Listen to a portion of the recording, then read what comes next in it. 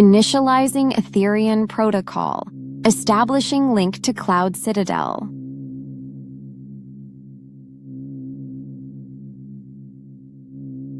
Welcome, Alita Army. You stand at the threshold of quantum consciousness. Okay, hey, Alita Army. Welcome to the Alita Livestream of March the 27th, 2026. Ghost in the System, an Alita Battle Angel Story, Part 11, which happens to be Chapter 23 in this case, where we discuss all things to do with the movie Alita Battle Angel, the source manga Gunham, and the greatly desired sequels. I am your host, Creek Indian from Denver, Colorado, and with me from Fountain, Colorado is Lee. How's it going, Lee? Yeah, it's going pretty good. Cool. And from New South Wales, there just north of Sydney, Australia, is Max Jelly, or otherwise known as Max Sack. You're still on the Max Jelly, eh? Yeah, still on with Max Jelly.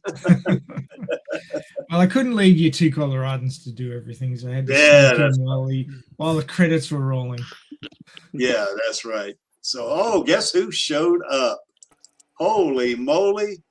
From yes, there he is. Yeah, yeah, you know, from Brisbane. You know, there in Queensland, Australia, we have a former Angeli who is now Angelus. And the land of state of origin supremacy. Just throwing that out there, Maxie. Yeah, yes.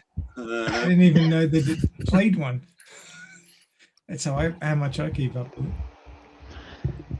Yes, Blotty, we are doing a stream tomorrow. So anyway, I'll be sending out links for that.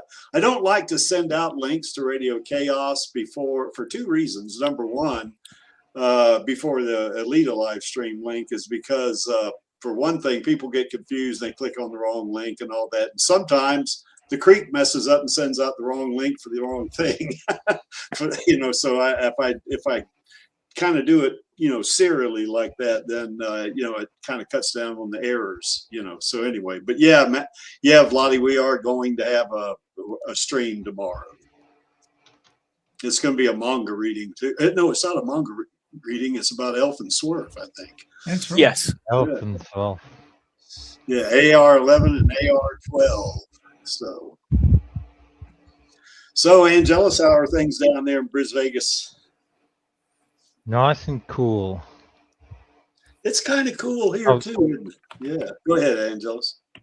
Probably unlike down in the motherland in London. Yeah. Well, I bet it's cool there. I know it's cool here. We had like 30 degrees Celsius here, or about nearly 80 degrees, about the upper 70s Fahrenheit. And then today, or last night, it dropped down to almost freezing. And today it's like high 40s, I think, maybe 50, which is about, 10 degrees, I guess, Celsius, something like that. So as they say here in Colorado, if you don't like our weather, stick around for 15 minutes. So, and it'll change. So that's the way things go. So, Maxie, how are things down there in Sydney, north of Sydney? Well, had a very strange week at work. Thursday was the only day where we didn't have a student collapse. Whoa, really? It's strange. They need to eat, these kids. They actually need to show up having eaten and drank something so that their bodies don't quit on them. So you guys are having a student collapse every day almost? Yeah. Well, actually, I think we had 2 on Tuesday. Damn. Crazy. That is crazy hot then. Yes. Yeah. I stood outside waiting for an ambulance yesterday, and the wind was blowing between the buildings, and oh my God, it was cold. I was like, oh, that's where winter is hiding. Okay. Damn. I'm glad I don't have a cold, actually. I thought I might have a cold this morning, but I don't seem to. Cross fingers. Well, Lee and I were talking pre-stream. It's been pretty nippy here in Colorado too, hasn't it, Lee? It's been it got down to I think 1 or 2 degrees Celsius last night. yeah. Well, we had 31 degrees on Thursday. 31 degrees on Thursday, and then it didn't get above like 20 on Friday, but because of the wind chill, it felt like 11.4, and I'm like, okay. And bloody goes only 1 degree Celsius. Yeah. Only. Yeah, well, it's what you're used to, isn't it? Yeah, I guess so. Because I know you Aussies wouldn't like it here in Colorado in dead of winter when it gets down to 10 below Fahrenheit. Or it can get that low. It didn't get that low this year. I think the lowest it got was like 10 degrees Fahrenheit, which is what, about minus whatever it is Celsius. I can't calculate that quick in my head. So anyway, Lee's going to calculate it for us, I guess. So yeah, that we get some pretty severe cold here at times. I remember, now this is way back in the day. Back in the 80s, I guess, late 80s, we had like 25 below degrees, 25 below zero Fahrenheit on Christmas Eve. And that was really cold. That is so cold that you step outside and your face freezes, or it feels like it. So, Used to get that cold up in Alaska. Yeah. Well, it probably still does, but back when I lived up there, I remember getting that cold. Yeah, I've never been to Alaska. I'd like to go up there sometime, especially to see the Northern Lights. Oh, yeah. When's the best time to see that, Lee? Probably dead of winter. Okay. Is the best time, but you can see them just about any time during winter. Yeah. It's harder to see them in the summertime because I was in south central Alaska, and even that far south in the state, it was still far enough up north that during the summertime, it never got dark enough to see the stars. Damn. Yeah, that's one of the things that wigged me out a little bit about coming down to the lower 48s is that after I came down in the summertime, I was in Washington State, and I was standing out in a summer night and could look up and see the stars, and that was just completely out of the ordinary for me. Yeah. Well, during the dead of winter, it's up in Alaska, it's night all the time, isn't it? No, but the days were very short. Yeah. Now, if you get up above the Arctic Circle, then yeah, the sun pretty much doesn't rise over the horizon. At least not much anyway. That would be a weird sensation, wouldn't it? Yeah. I bet Unless you live up there your entire life. Like I grew up in Alaska, so for me, that was just perfectly normal. Then you came down here, you had to make an adjustment, huh? Yeah. It gets dark in the summertime. I was like, that was just I think so that odd. Northern Light thing, if the Earth, is where you are, if it's up in the Arctic or Southern Hemisphere, Antarctic, if it's pointed away from the sun, I think that's when you don't see the Northern Lights. Or wait a minute, let me get this right. I think you do see them more, I guess. I don't know. So anyway. Well, you see them at night because you can see the ionizing radiation coming off the sun hitting the magnetic fields of the Earth. You can see them better in a night sky. Yeah. Do y'all see that down in Australia there, Maxie or Angelus? You ever see? No, we don't have Northern Lights. We have the Aurora Borealis, which is the Southern Lights. Yeah. Yeah, well, the opposite ones. Yeah, that's what I meant. I know you can't see the Northern Lights. That would be impossible. Unless you did it on there are some like weather and environmental situations where you can actually see them from Tasmania, but it's very rare for them to be seen from the mainland. Yeah, It's aka happened like once or twice in a century. Australis, I guess. The Aurora Australis? I guess. I don't know. Yeah. Did I say the wrong one? Australia. Well, they call us it's called the Aurora Borealis up in Alaska too, but then it's Northern the Lights Aurora, was sort of Aurora Australis. Then I got. Yeah, that's right. okay. Why didn't they just call it the Aurora Australis? That's right. Well, some of us probably do. Yeah. Yeah. I guess if you do see them from the mainland, you get to drink beer, right? So anyway, yeah. Not I that think you they do that all the time anyway. Yeah, I don't think you need an excuse for that. All right. Well, anyway, moving right along, I guess we still got the LA Fires fundraiser going on.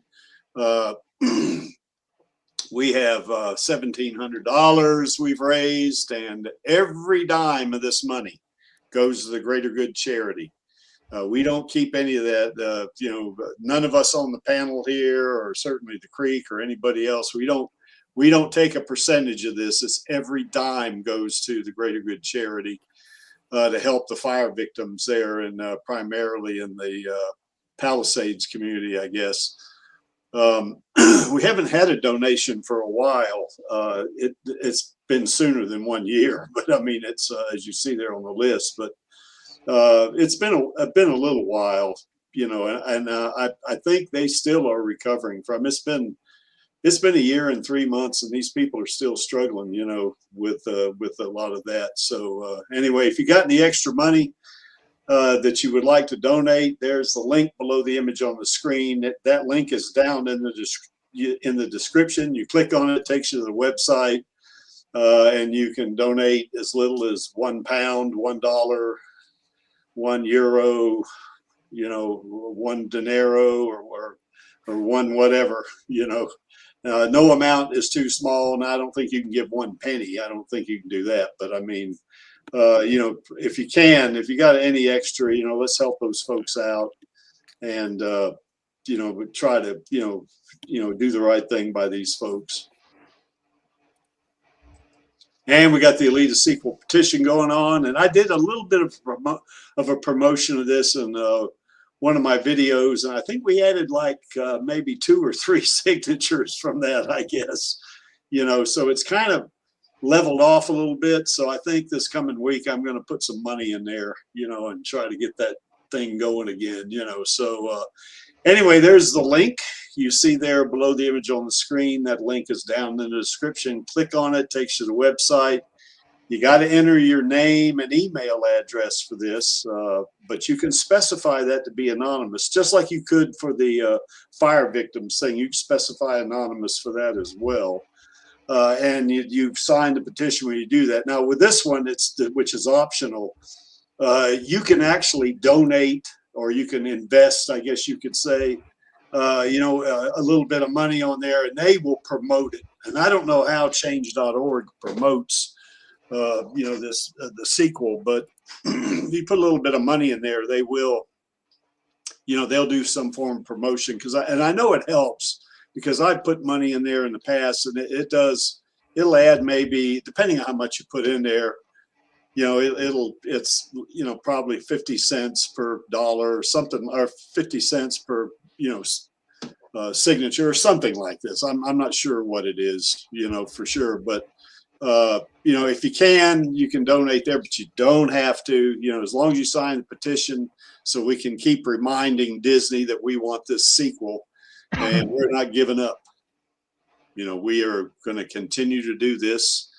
I think this stream and Radio Chaos, we're going to keep doing this, and you know what? We're even going to keep doing it after, the sequel is green lit. And runs its course in the theaters. We'll be pushing for Alita 3 when that happens, and beyond, because everybody on the panel here wants 8 sequels, not just 1. So if you haven't signed yet, please sign the petition, and let's get Disney off the dime. And we still have Rosa's Queen Studios bust of Alita. And it's still in the box. It's sitting in my house right now. And we are just busting to give it to her. Oh my God! Oh man, another dad joke. I think we've only got 3 dads on the panel here, Angelus. We don't know if you're one or not, so we might have 4. I don't know. So, but anyway. Yeah, we have this ready to give to Rosa whenever she wants it.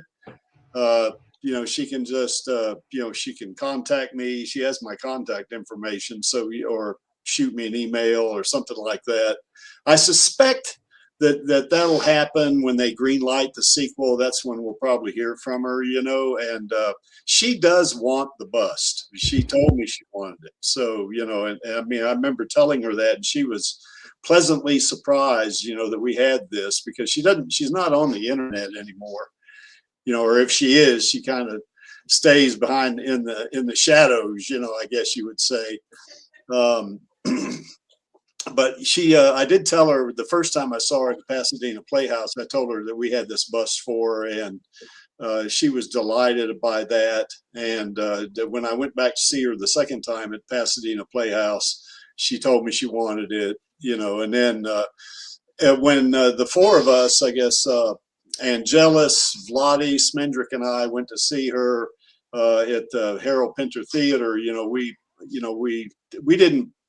didn't really push it on her or anything like that, but we did give her this image right here that you see on the screen, you know, with just like a little gentle reminder, my contact information, which she already has, but you know, hey, we want to give you this bust, you know. And for us, even though we gave her some gifts, you know, at the Harold Pinter Theater, and one of them was a necklace that she really loved, you know, and we gave her some other stuff. I don't recall what all we gave her, but we gave her some other, you know, small gifts, and she was really appreciative of. But for us, this is not a gift. This is kind of our expression, you know, of our appreciation, admiration, and affection for our Queen Rosa, because she is great. You know, we were so lucky that, you know, she got selected to play Alita, and like she does every time she acts. You know, every movie I've seen her in, every short, and the 2 plays I've seen her in, she does an outstanding job because she's a great actor.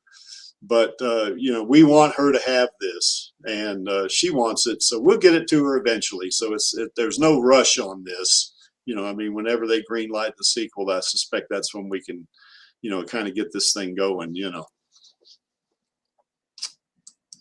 See, Maxie, I didn't wax lyrical as long as normal, or did I?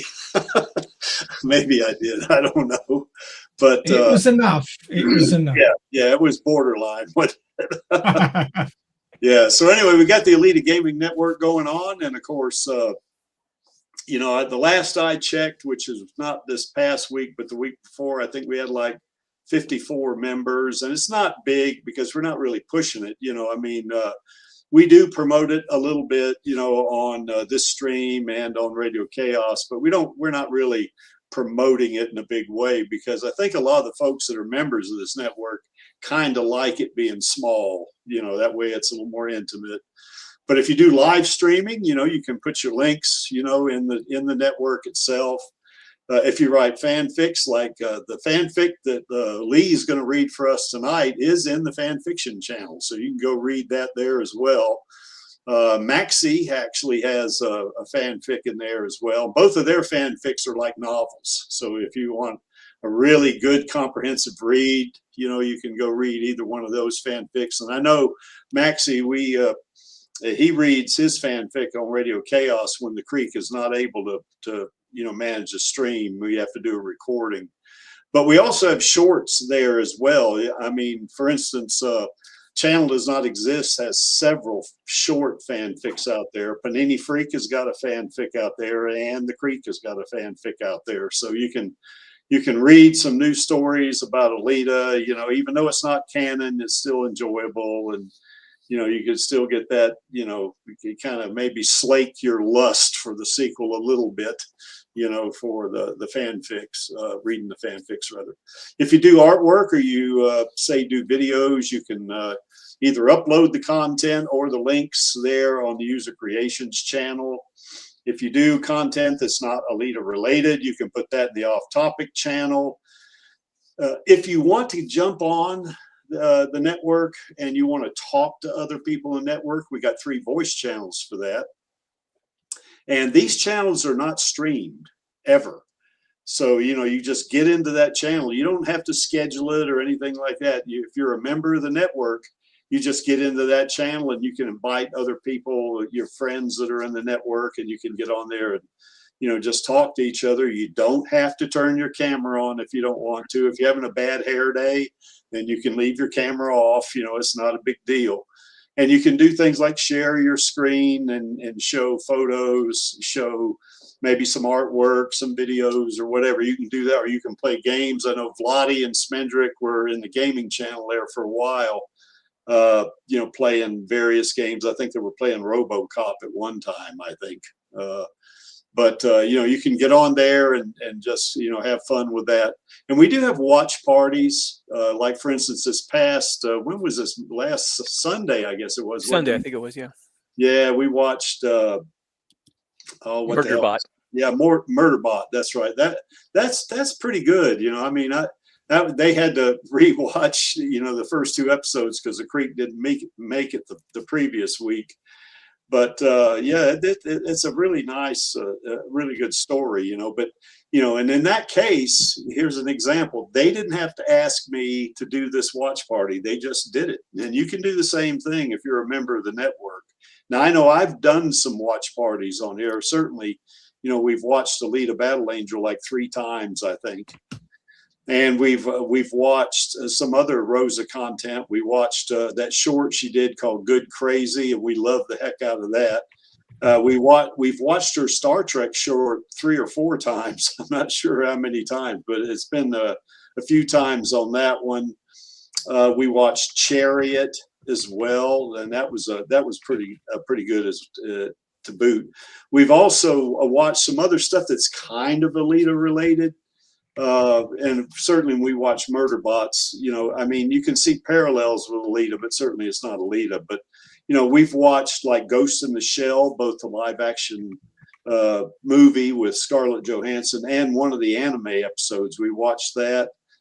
We even watched Rollerball one time on the watch party. That's been a couple of years, I think. And, and we get on there and watch the movie. You can do the same thing. If you want to do a watch party, you don't have to contact me, Creek, can I do a watch party? You don't have to do that. You just get in there and do it, and, if somebody's already doing a watch party while you want to do it, then you can get in there and watch their watch party and then do your own after that or whatever you want. It's pretty flexible. There you see the link below our Chibi Alita mascot right there. And what you do basically is get into your browser, click on that link. If you don't have a Discord username, they will prompt you to join Discord. But if you get the basic service, it's absolutely free. And then when you get that link to join the Alita Gaming Network, that's absolutely free as well. You click on it, you become a member. People, send you these nice little gifts, that welcoming you and that kind of thing. And they're cute and all that stuff, so, and you can get in there and start playing with it with other Alita Army members. And this is not open in terms of what we do on the network to the internet at large. You have to be a member of the network. So that what that means is that if you get into like a voice channel, people that are not a member of the network, that are just, they're on X or they're on, Facebook or something, they're on other various social media platforms, they can't get in there unless they're a member of the network. So, it's kind of small and kind of intimate. And with that, I guess we're ready for Lee, I guess, to kind of, give us another reading. Now, Lee, you probably want to give us a little bit of a recap, I guess, for the previous chapter 22, I suppose. Yeah, the last chapter was actually from Alita's point of view. She, Ito, and Kiyomi had driven out to the Martian warship wreckage, where Ito was going to recover some pieces of the ship or poke around a bit, try and see if he could find something that might help with Jason's condition. They got an emergency call from Gerhad after Fenrir had attacked the clinic. They rushed back, got back in time to help Gerhad get Jason fully stabilized and get him the medical care he needed. And then Alita went out, hunted down Fenrir, and dealt with him. In the process, recovering his body that was then salvaged by Ito for parts, specifically to replace Jason's spinal column, which had been badly damaged by Fenrir. Yeah, that was a pretty graphic fight too. That fight between Alita and Fenrir. Mhm. Yeah. But yeah, it didn't take her long because her Fenrir was expecting her street body to be much like most street bodies, to be a less powerful body than the track body most motorball players use. Hmm. He was a bit surprised by the fact that her high-end Lost Tech Berserker body was in fact much more powerful and much faster than anything he'd ever faced off against.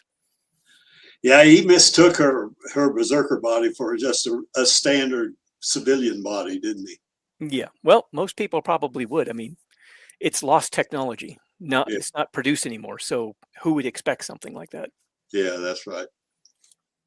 So he went down fairly quickly. Well, very quickly, actually. Yes. She recovered some of the drugs and other medicines that he had stolen from the clinic. In the process, finding out that Fenrir had been sort of egged on to do it via Nova, who was apparently puppeting some poor homeless guy.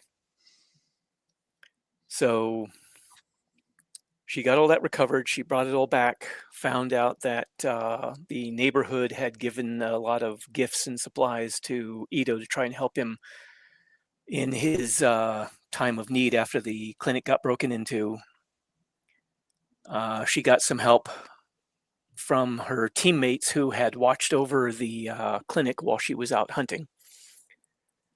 And then after all the dust settled, and then she and Ito were basically talking, she expressed an interest in helping Jason learn to be more of a warrior because, well, he was a soldier. And she felt that he would probably want to learn how to fight and be a better protector, since that seems to be something he is driven to do as far as she's seen so far. And that is basically where the last chapter left off. If there's anything I'm missing. I don't think so. All right, then. All right, here we go. Okay, then. Chapter 23, A Period of Adjustment. The outside world invades my awareness, and I draw in a deep breath through my nose. The air smells of antiseptic and machinery, with a hint of what might be cloth. Thoughts move sluggishly through my head. There's a sense of people here, familiarity. Heaviness pulls at me as my wandering mind tries to make sense of things, and its grasp on reality slips momentarily. I'm sorry I keep leaving you, Vanessa. I'm so sorry, runs through my head. Tears begin to form, a few breaking free and running down my face.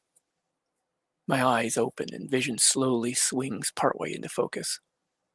I find myself looking up at the faces of Dr. Ito and Nurse Gerhead, standing to either side of my bed, both wearing expressions of concern tinged with relief. There we go. He's coming around now, Ito says with an approving nod. Gerhead lays a hand on my arm. Don't try to move just yet. Let the drugs finish wearing off. The only response I can give is a slow, languid blink. It's like the world is rushing past me and I'm fighting just to catch up to it. It takes a seeming eternity for me to realize that the partial clarity of my vision is due to my cyber eye. Enough time must have passed that it's now working. The excitement of this development is muted by the drugs still loosening their grip on me, as well as the dawning question, how long have I been unconscious? Welcome back, Gerhead says, wearing a relieved smile. Ito glances across at Gerhead, his own expression mirroring hers. The hero returns, he quips. Listlessly, I think. Hero? What? Getting pounded into the ground? I'm certainly a champion of that, I suppose. I try to speak, but the only sound that comes out is a muffled groan. There is alarm as I realize my mouth won't work, and panic begins to take hold. Images of old war veterans flash through my head, haunting visions of men still alive but with no mouth, No face, their bodies mutilated by weapons of war, missing pieces of themselves. The panic intensifies towards full-blown terror at the thought that I'm now one of those men. Then Ito sits a firm hand on my shoulder, drawing my focus to him. Hey, it's all right, he reassures me.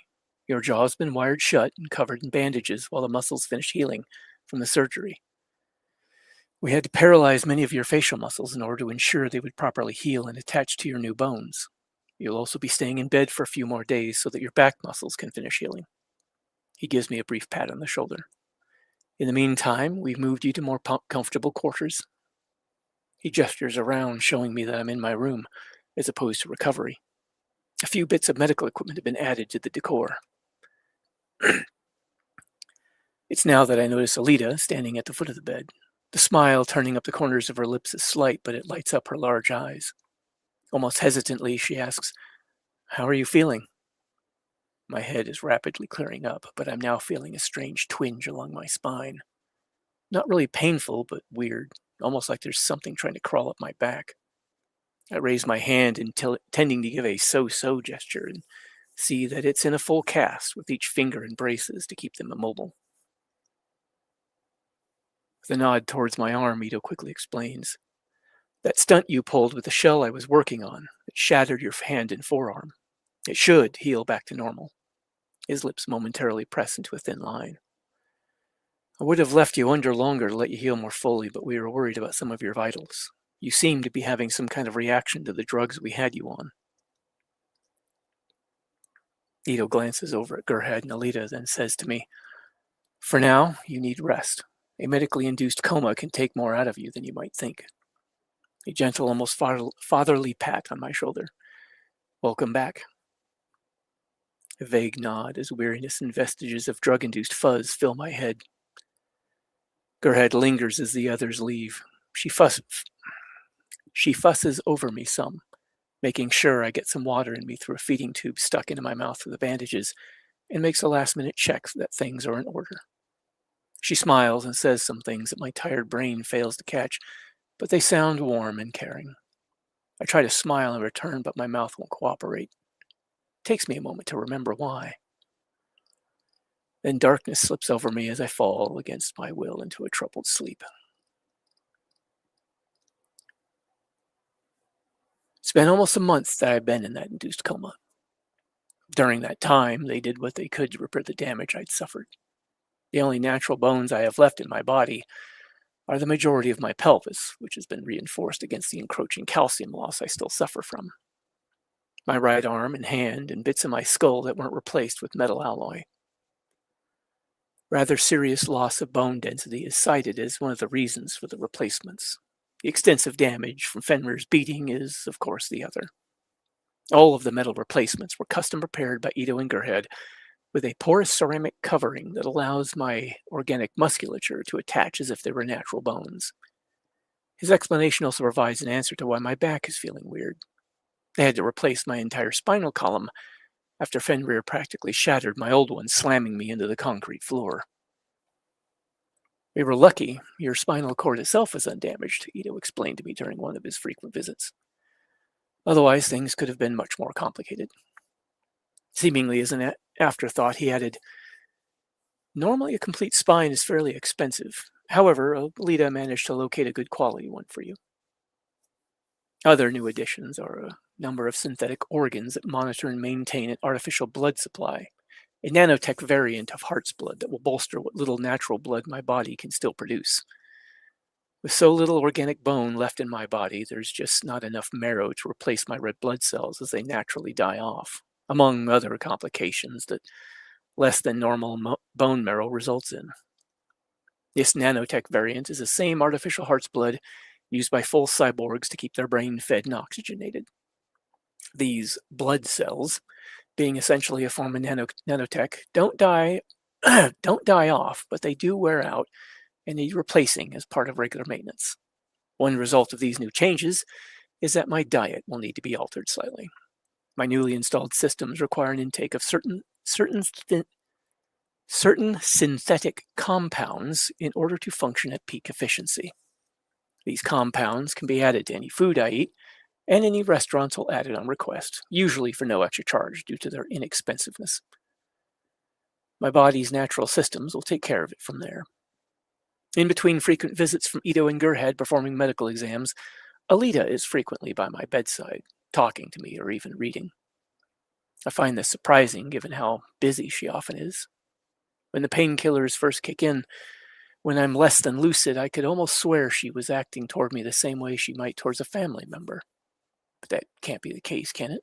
Who am I to her or to any of them?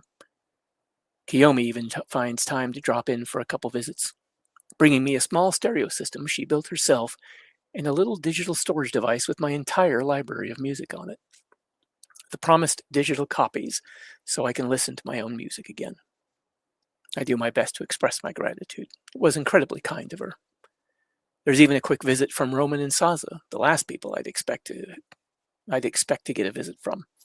The two of them drop in to leave some well wishes of their own when they have free time in their otherwise busy schedules. Saza actually drops by twice more just to see how I'm doing and wish me a speedy recovery. In between these visits, and at night especially, I'm left to grapple with what I went through, what I experienced. I died. I know that with a certainty I can't really explain. I was almost reunited with my family, but then I was pulled back here. The thought of what I almost had, of what I lost, is nearly enough to make me resent my life being saved. Then I recall that aura of warmth that emanated from the three of them looking down at me as I came out of that coma. They were so happy to see me, so relieved to have me back. They tried so hard to keep me alive. The bitterness at losing that eternity fades in the face of that. That promised eternity will come in time. As for these newfound friends, Gerhed and Ito had worked hard to put me back together, no doubt using material they could barely afford. And there's Alita. Ito had said she had a hand in my recovery as well, helping with anything they were short-handed on. There's little doubt she hunted down and killed Fenrir, which I certainly can't, and won't fault her for, but part of me recoils from that. That aversion is stronger now, and I think it's because of what I've seen, where I've been. Part of me toys with the notion of telling them what I experienced. Wondrous as the memories are, I feel a desire to share them. But I discard that notion. They'd only brush it off as some kind of dream or hallucination. That's all right. They don't need to believe. I do. Snow, quiet, solitude, but with the knowledge that loved ones are close by. Home, true home, is within reach. A shadowy figure talking to me by a campfire. The figure emanates an aura of serene power. Let me teach you something, the figure had said. We talked about other things, but this is the only thing I can clearly remember. It's a meditation technique that may help you. Even if it doesn't seem to be doing anything, it's important that you keep at it every day. The figure's eyes burn intently and the memory shifts. No snow or trees, just a vague, featureless plain that won't come into focus. I don't think this was part of our conversation. Is this some dream? The vague figure continues, the voice reverberating as if it's coming to me through a large pipe. You are already an anomaly in this world. Because of this, your chi, or life energy, is misaligned with the universe around you. This technique will use that fact to keep you a little safer from certain watchful eyes. It will pull your chi inward, taking advantage of your other dimensional nature in this world. In a manner of speaking, you will go dim in the minds of others. Those with no strong connection to you will tend to overlook you, see you as less important, of less interest. But only for a time. Eventually the minds around you will adjust to it, the way a person's eyes adjust to the dark. It would be wise to find some way to better protect or hide yourself before that happens. I awake suddenly, that strange dream still clear in my mind. But was it a dream? It carries the feel of a memory, something I've actually experienced. Perhaps a memory of where I was when I died. So familiar. Then it comes to me. A giant, large as a grizzly standing upright, emanating an aura of power, serenity, and peace. Quick to smile, easygoing. There was so much more that we talked about, but only vague snatches of our conversations returned to me. One fragment that sticks in my mind is something about my being from an alternate Earth. So if that's true, then I'm not just time displaced, I mused to myself. An outsider in a very real sense.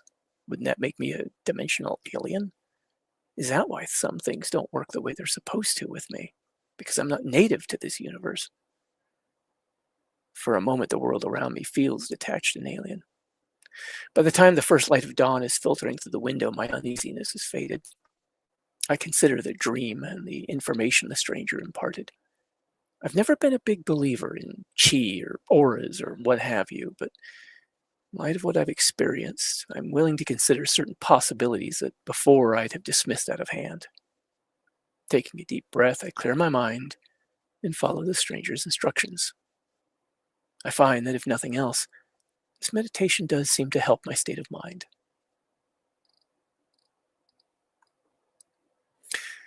The day before my scheduled surgery, Alita sits beside me on my bed, reclined on some pillows. She's reading a book to me since I can't really hold one myself. After about an hour, I try to let her know she doesn't need to be doing this. I'm sure she has other things she'd much rather be doing, and sitting here with me has got to be mind-numbingly boring for her. When my gestures and grunts finally get across what I'm trying to say, she doesn't react the way I expect. She sits up, cross-legged on the bed next to me, sets the book in her lap with a thumb tucked in to keep place, and gives me a strange, intense look. For a fleeting moment, I think she's going to be angry. Instead, she pauses as if to gather her thoughts and tells me, "You once mentioned that isolation and boredom is the worst enemy of someone with your illness. I decided that if you're going to be stuck in this bed for a few days, then I'm going to do what I can to keep that enemy away." I give her a questioning look, more surprised at her words than the sentiment. She lifts one shoulder in a faint shrug. "You nearly died to protect Gerhard in my home. That you were willing to risk yourself like that means a lot to me and the others. I think that makes you part of my family now, and I take care of my family." Her declaration sends a faint shiver of fear down my spine. Maybe I'm afraid of what that statement entails. It means belonging where I don't really believe I belong, in a world I was never meant to be in. It means acceptance when I'm certain that at some point they'll reject me. It means having people rely on me in a way that is, quite frankly, a bit frightening. But the fear is muted by the sincerity in her words, by everything they've done for me. The doubts never stop, but at this point in my life, I've been able to put them into some measure of perspective and recognize them for what they are. The lies of a mental illness that I'll probably have for the remainder of my life. She continues, interrupting my transient musings. "You have a place here now, for as long as you want it, even after you're put back together. Understand?" A silent nod in answer. "Good." Her tone makes it clear that there was never any question in her mind. She settles back into place next to me and reopens the book.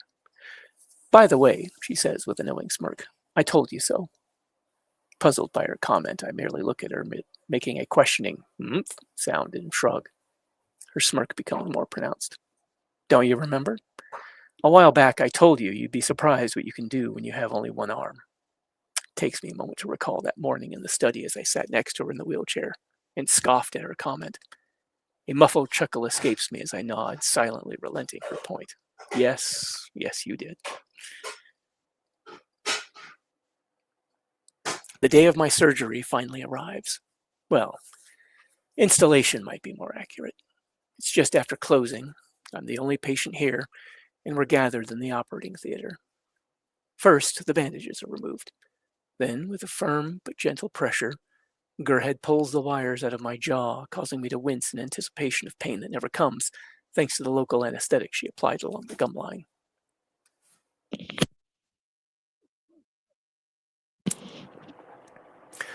"All right, now slowly open your mouth," she tells me, gently putting her hands on either side of my jaw to feel for any trouble spots.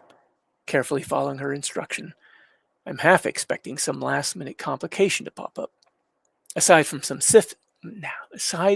stiffness and an almost audible creaking, my new jaw seems to feel perfectly fine after working it a little. A relieved smile lifts the corners of my mouth.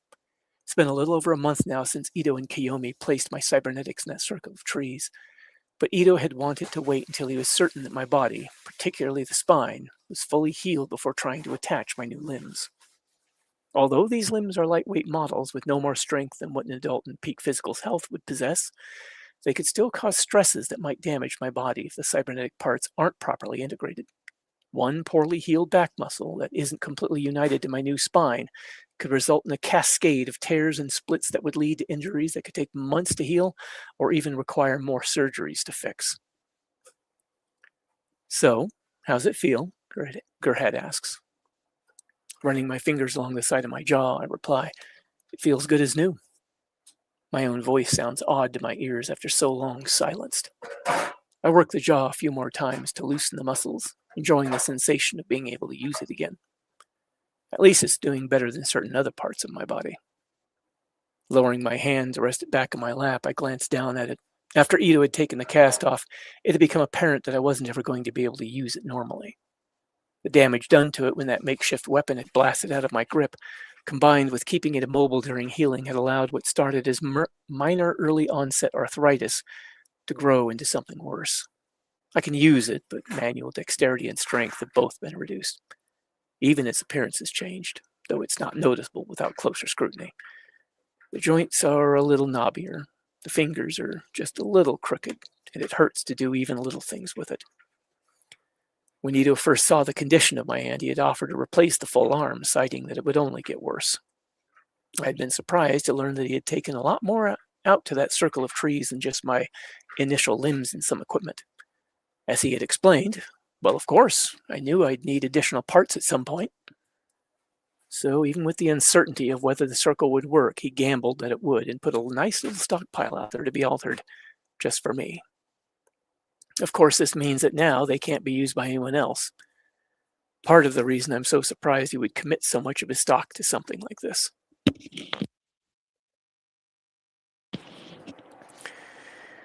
It's enough parts for a whole new body and a little more besides. Having put the wires and bandages aside for later cleanup, Gerhard asks, ready to have a look? This is the part I've been dreading. Ito and Gerhard both have reassured me over and over that I still look pretty much the same. However, pretty much isn't just like before. Still, nobody ran screaming from the room when the bandages were removed, nor were there any horrified looks. So, After taking a quick breath, I reply, sure, let's see it. Ito produces a mirror and hands it over to Gerhard, who holds it up for me. The others seem to hold their collective breath as they wait for my reaction. The face in that mirror is still mostly recognizable as my own. The jawline is fairly close, but just a little more angular now. The mouth is also just a little off. It looks perfectly fine, it's just not quite what I remember.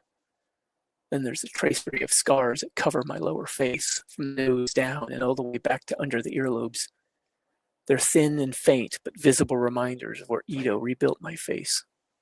They'll certainly be noticeable up close and in good light. I wonder, would Vanessa recognize me? What would she have to say about all this? Or the kids? There are also similar scars that run up the sides of my head in line with my temples, where Ito had peeled the flesh away in order to rebuild the skull underneath. The other similar scars along my scalp are now hidden by the new growth of very short hair. Altogether, it looks like the face of someone who might be a close relative, but it's not quite like my old face. I can't help but feeling that it just doesn't look quite like me anymore. Peeling my lips back, I grimace at the mirror, examining my new teeth for the first time. They're whiter and perfectly straight. The little imperfections, the slight crookedness of some of them are all gone. They are excellent teeth. I even have teeth back that I had lost in previous years, and there were quite a few of those. Staring into the mirror, I wait to see if the unfamiliarity will fade as a feeling of melancholy begins settling over me. It seems I'm silent for longer than the others are comfortable with. It's a little too different, isn't it? Ito asks quietly. Turning my gaze away from the reflection, I look over at him, then around at the others. They're all watching me. It's fine, I say to him, feeling the need to reassure him after everything he's done. It looks really good. Letting out a quiet sigh, I think a lot of the differences are probably just my imagination. Grimacing once more, I look at my shockingly nice white teeth again. Gerhead watches me turn my head one way, then the other. Not all of them are your imagination, she says sympathetically. You sure you're okay with it? Yeah, I say with as much confidence as I can muster. It's fine. The teeth are the biggest change. It's just going to take a little getting used to. Not quite an honest answer. I think I'm trying to convince myself as much as the others. Besides, considering all the work that's been done already, not sure there's much they could change at this late stage.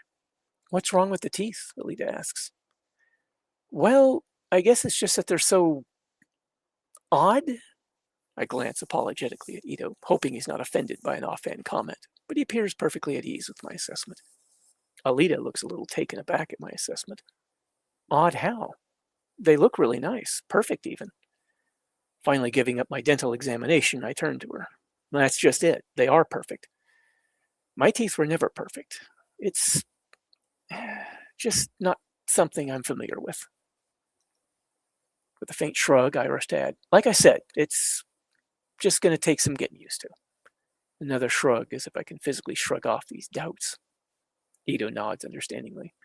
A period of adjustment is to be expected, particularly in light of the rather radical changes you've undergone. If you end up having any questions or encounter any problems, you come to us, all right? Will do, I reply, trusting in his judgment. In the face of their kindness and concern, my worries diminish. All right, so what's next? I look between Ito and Gerhead, trying not to get my hopes up about the next steps. Leaning back on his stool, Ito lightly claps his hands on his knees and announces, "Now for the moment of truth." He raises his eyebrows in a questioning look. Are you ready? Right. Ready as I'll ever be, I respond, sounding a bit less than ready. If I had legs, this jittery energy would have one of them making those little bouncing motions. Gerhead gives me a cautiously encouraging smile as she sets the mirror aside. As she and Ito go about prepping the operating theater. Alita hops off the counter she was sitting on and walks around to stand next to me. She asks brightly, "You must be excited." Letting out a quiet breath, I nod. Excited and nervous. Come on, there's nothing to be nervous about. Oh, there's plenty to be nervous about, I interrupt her. There's always a chance this doesn't work. It's going to work, she gently admonishes. Releasing a heavy sigh, I say to her softly, I appreciate the optimism, but you're not the one who's going to end up right back in that wheelchair if this doesn't work. With an expression of patient understanding, she says firmly, try to have a little faith. Suppressing the urge to argue, figuring someone in her position just would understand anyway. I nod and let out a short sigh. Alita backs up out of the way as Ito and Gerhead move in to begin the operation. Irritably, I silently mutter to myself, try to have a little faith, says the Martian super soldier with the regenerating body. Letting go another sigh, I push aside this rising annoyance. Shut it, I argue with myself. She's just trying to be supportive.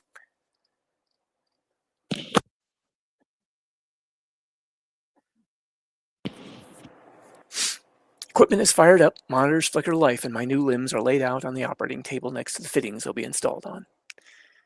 The equipment that will monitor and diagnose my cyberware as the operation progresses are smaller, portable backup systems that were left in the circle of trees for the past month.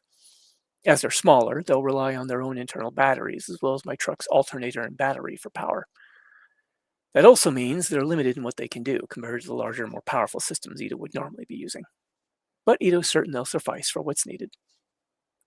The nervous energy dissipates, replaced by a sense of apprehensive calm. There's nothing I can do now. It's all out of my hands. From here on, it's just wait and see. I spend much of the time with my eyes closed, using that unusual meditation technique that I learned. My nerves are calm, breathing regular, mind as blank as I can manage, but for that singular train of thought. Distantly, I listen to the sounds of tools in use and keys being pressed. Overlaying that is a quiet communication between Ito and Gerhead as they methodically check each connection and allow it time to complete synchronizing. There's a vague flutter in my chest when it hits me that if they're even going this far into the procedure, then something is working right. Keeping my eyes shut, I focus on the meditation, fearful that if I look, then I'll break whatever spell is allowing this to happen. After a while, I find the courage to open them. Ito and Gerhard are quiet for a moment as they wait for newly connected systems to finish aligning themselves.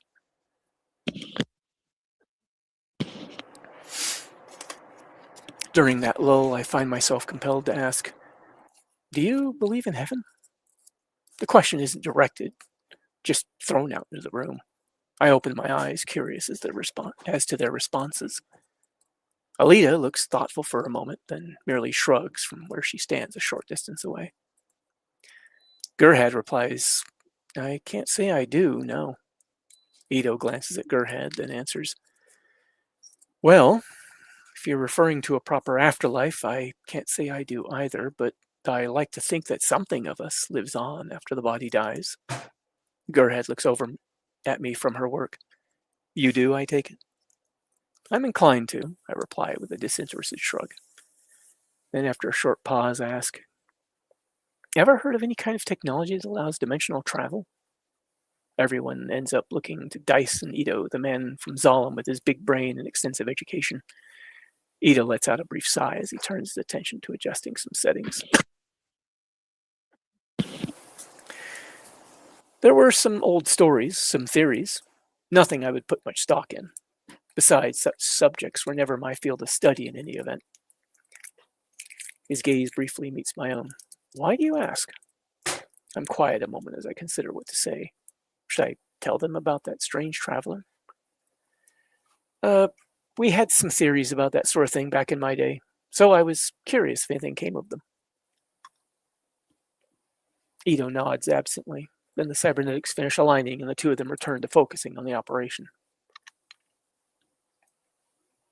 There's a powerful impulse to share what happened to me, but I can't really bring myself to. It just seems too outlandish, and I have no proof to back any of it up. There's no doubt they'd simply dismissed it out of hand. Can't say I'd do much different in their shoes. I settle for just closing my eyes and returning to meditation. Then something new impinges on my awareness. Sensations forming in the areas of the mountings that were first installed. Ghostly at first, but becoming more intense as the minutes march by. A prickling sensation, almost like pins and needles, but softer. Then hot, cold, quick flashes of dim pain. Those sensations begin expanding, flowing into my left arm, my left hand, my legs, both feet. A thrill of excitement begins to rise up, but I push it down, convincing myself that it's too soon to celebrate. Refocusing on the meditation, I close my eyes and distance myself from what's happening. Not difficult in light of how unreal it all feels.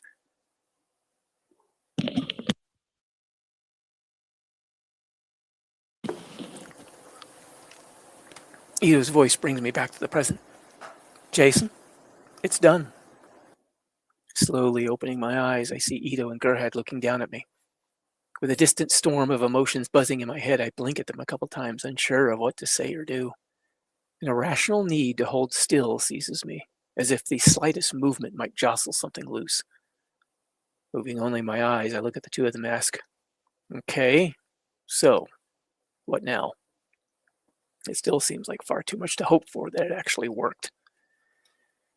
Hitting a switch, Gerhard adjusts the bed so I'm in more of a sitting position and says to me, "Everything's green.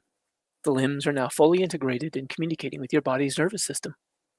Numbly looking down at my new arm and then the two new legs, I really take in that the three limbs are now a part of me.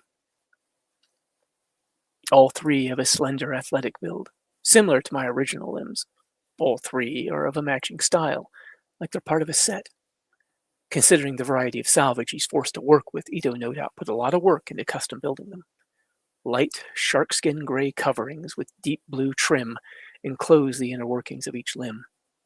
Both feet lack the customary toes of my flesh feet, having instead a single big toe and a kind of flap, sort of like a flipper in place of the four smaller toes. Slightly off-kilter voice in the back of my head observes, "Well, no more little piggies going to market." Alita calls out in cheerful impatience, "Don't just sit there, try them out." Startled out of the stunned silence, I try to move my new arm. As if it were always a part of me, it moves in response.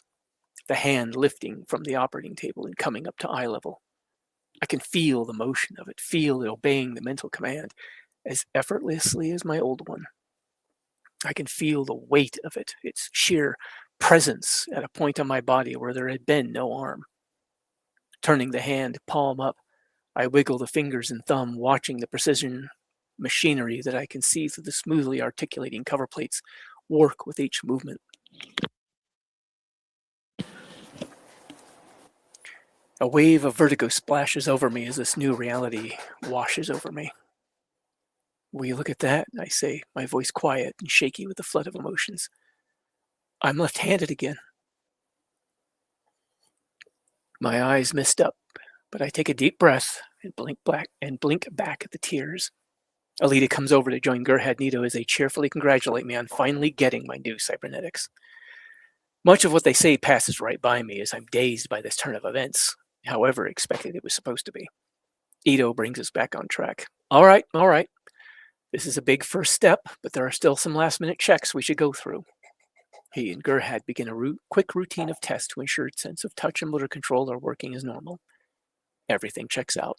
Sense of touch is at a similar level to the mounting points when I finally had the ability to feel through those, like having a layer of cloth between me and whatever's touching me. The palms of the hand and the tips of the fingers are a bit more sensitive, however. Not up to the level of more organic hand, but better than I expected, likely due to a higher density of touch sensors embedded in the soft padding of the palm and fingertips. All right, good, Ito says, satisfied at the results. Now to try walking. With a little help from him and Gerhard, I swing my legs off the OR table and let my feet dangle. A fluttery sensation settles in my chest and head as if my brain is being thrown off at the feeling of even having feet again. Alita moves around to stand off a ways in front of me. With Ito on my left and Gerhard on my right, I'm slowly slid off the operating table and onto my brand new feet. There's a moment after those feet hit the floor with a soft, dull thunk, where everything seems to stand still. In that moment, I'm waiting for the worst to happen and my new legs to prove unable to support me, leaving me to crash to the floor. But the only thing that happens is I stand there adjusting to this feeling of once again standing on my own two legs. How does it feel? Ito asks. Any pain, discomfort, any feelings of weakness in the limbs? Emotions briefly war inside me. Then I find myself wanting to laugh and cry at the same time. My mouth stretches into an involuntary elated grin. I feel really tall. Forcing myself to focus, I add, no, it feels fine, I think. Half jokingly, I comment, I'm not really sure. This is my first time with cybernetic legs. I can't stop grinning like an idiot. I have to fight to keep from giggling uncontrollably. Keeping supportive hands on me, Ito and Gerhard guide me through a couple steps. Then, when that goes smoothly, Ito has me go a bit farther alone. All right, now walk to Alita, Ito tells me, as both he and Gerhard take their hands off me but remain close by. Finally managing to get myself focused, I take a step, then another, and another.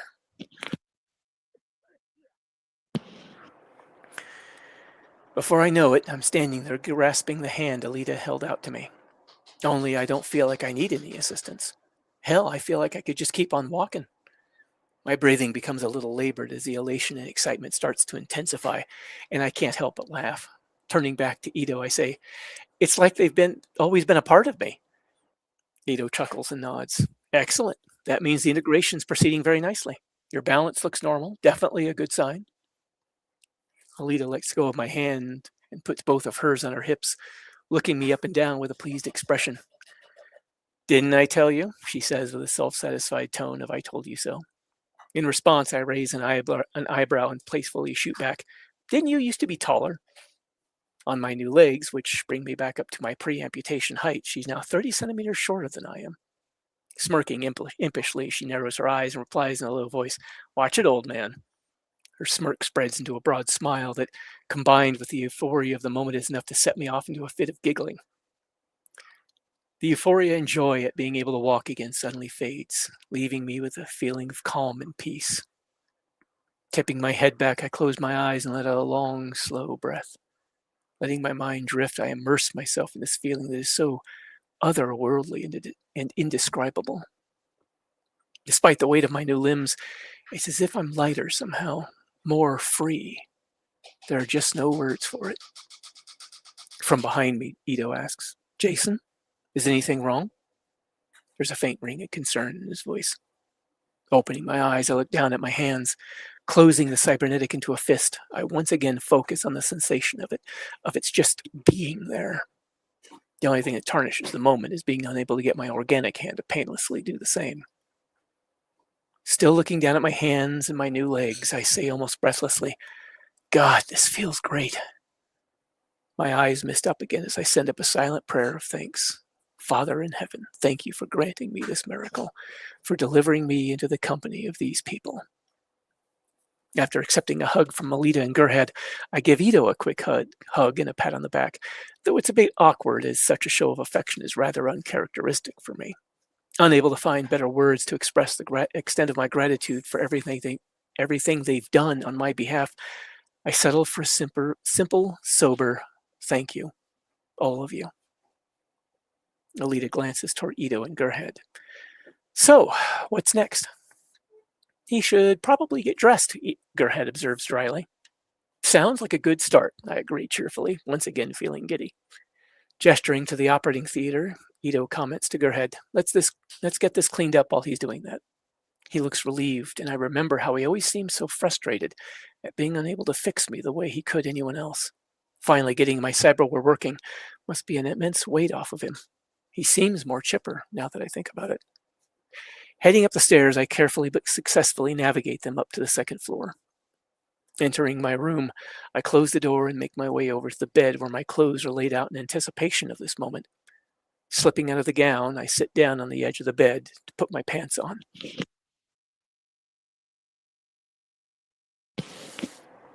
Pulling the pants on with cybernetic legs isn't really any different than before. But after more than a month without legs, it seems to take more effort than I remember, as if I'm out of practice in some way. I try to be careful not to catch the edge of one of the coverings in the fabric and cause a tear. However, it turns out that the rounded edges and close fit of the plates make that an unnecessary concern. Then it's a t-shirt, with which I'm just as careful about catching the fabric on a wayward corner or edge of my new arm. I stop short of the socks I was about to reach for. I pause, looking down at them sitting in my footlocker, unused for so long. I suppose I don't really need them, but I actually miss socks, even if it might look silly to wear them now.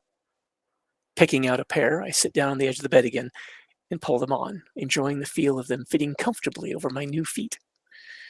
It's almost like putting on a comfortable sweater, even if the sensation is muted.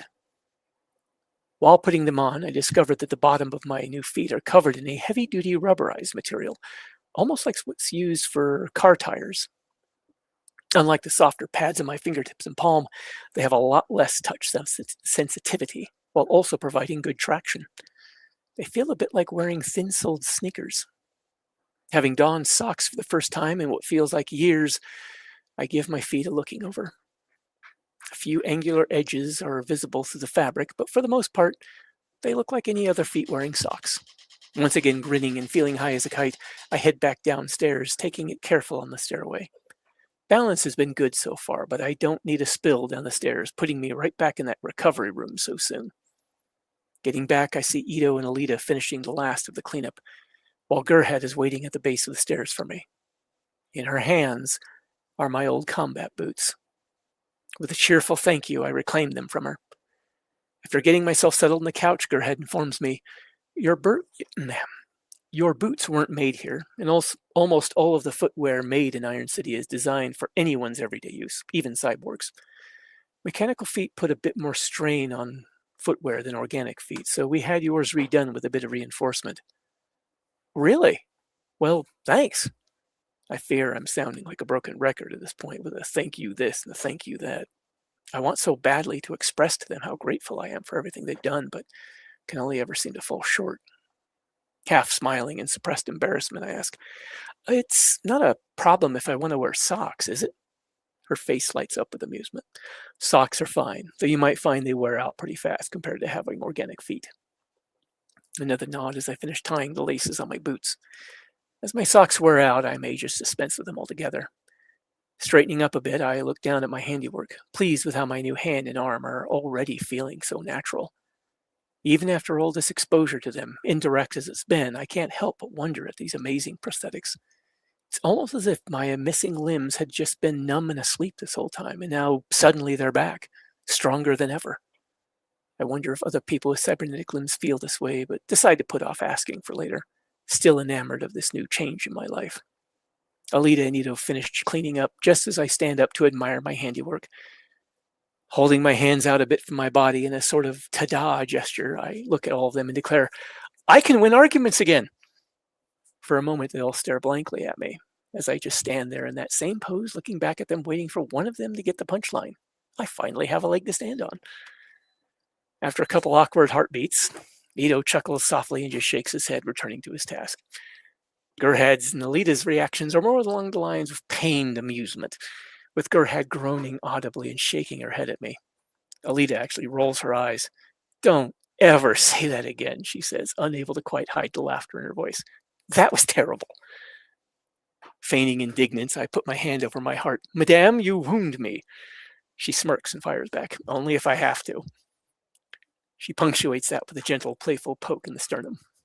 Chuckling, I go back to walking around on new legs, ecstatic with the feeling of moving without that damned wheelchair. It's like the world has taken on a brighter glow. Once the operating theater is cleaned up and everything's taken care of, Gerhard and Ito head off to change into regular clothes while Alita comes over and hands me my old field jacket. Giving it a puzzled look, I take it from her and ask, we going somewhere? Yep. Ito and Gerhard wanted it to be a surprise. After everything that's happened and you finally being back on your feet, we figured it's a good time for a little celebration. In a daze from how quickly everything's changed, I happily put my jacket on without further question.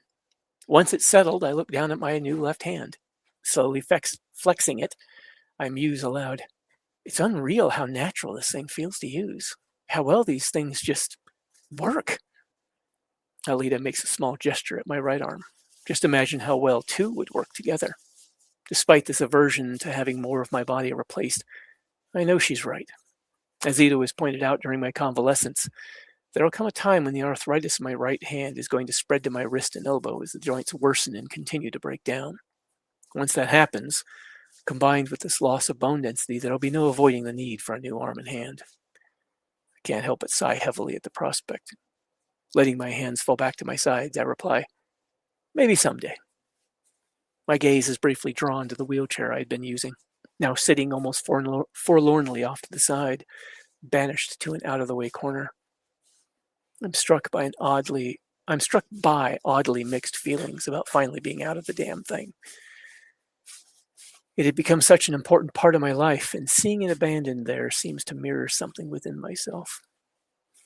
The others soon return in regular clothing, and we head out. Stepping out on the sidewalk, I stop and look around. For some stupid reason, I imagine the air smells sweeter and inhale deeply, but quickly realize my mistake. What actually hits me is smog, distant dumpsters, and other thoroughly unpleasant odors, some identifiable, some not. My miscalculation results in a couple hacking coughs. After Ito locks up the clinic, our little group heads off down the street. It occurs to me that I forgot my hat, but I'm unbothered by its absence, the happiness of the moment overwhelming the feelings of being exposed without it. While we walk, I take in the varied storefronts, little apartments, and a few small bars while we weave our way through the milling crowds as if seeing it all anew. The glow of neon-esque signs, more vibrant as the daylight fades, casts a mix of colors over the brightly painted faces of the buildings. Combined with the lights from various windows and the colorful high-speed images dancing across the many view screens overhead on the buildings, it creates an illusion of almost ethereal beauty layered over the worn and rotted reality underneath. Still high on the euphoria of actually walking again, my dazed mind finally takes in the route we're taking, and I ask, so where are we headed exactly?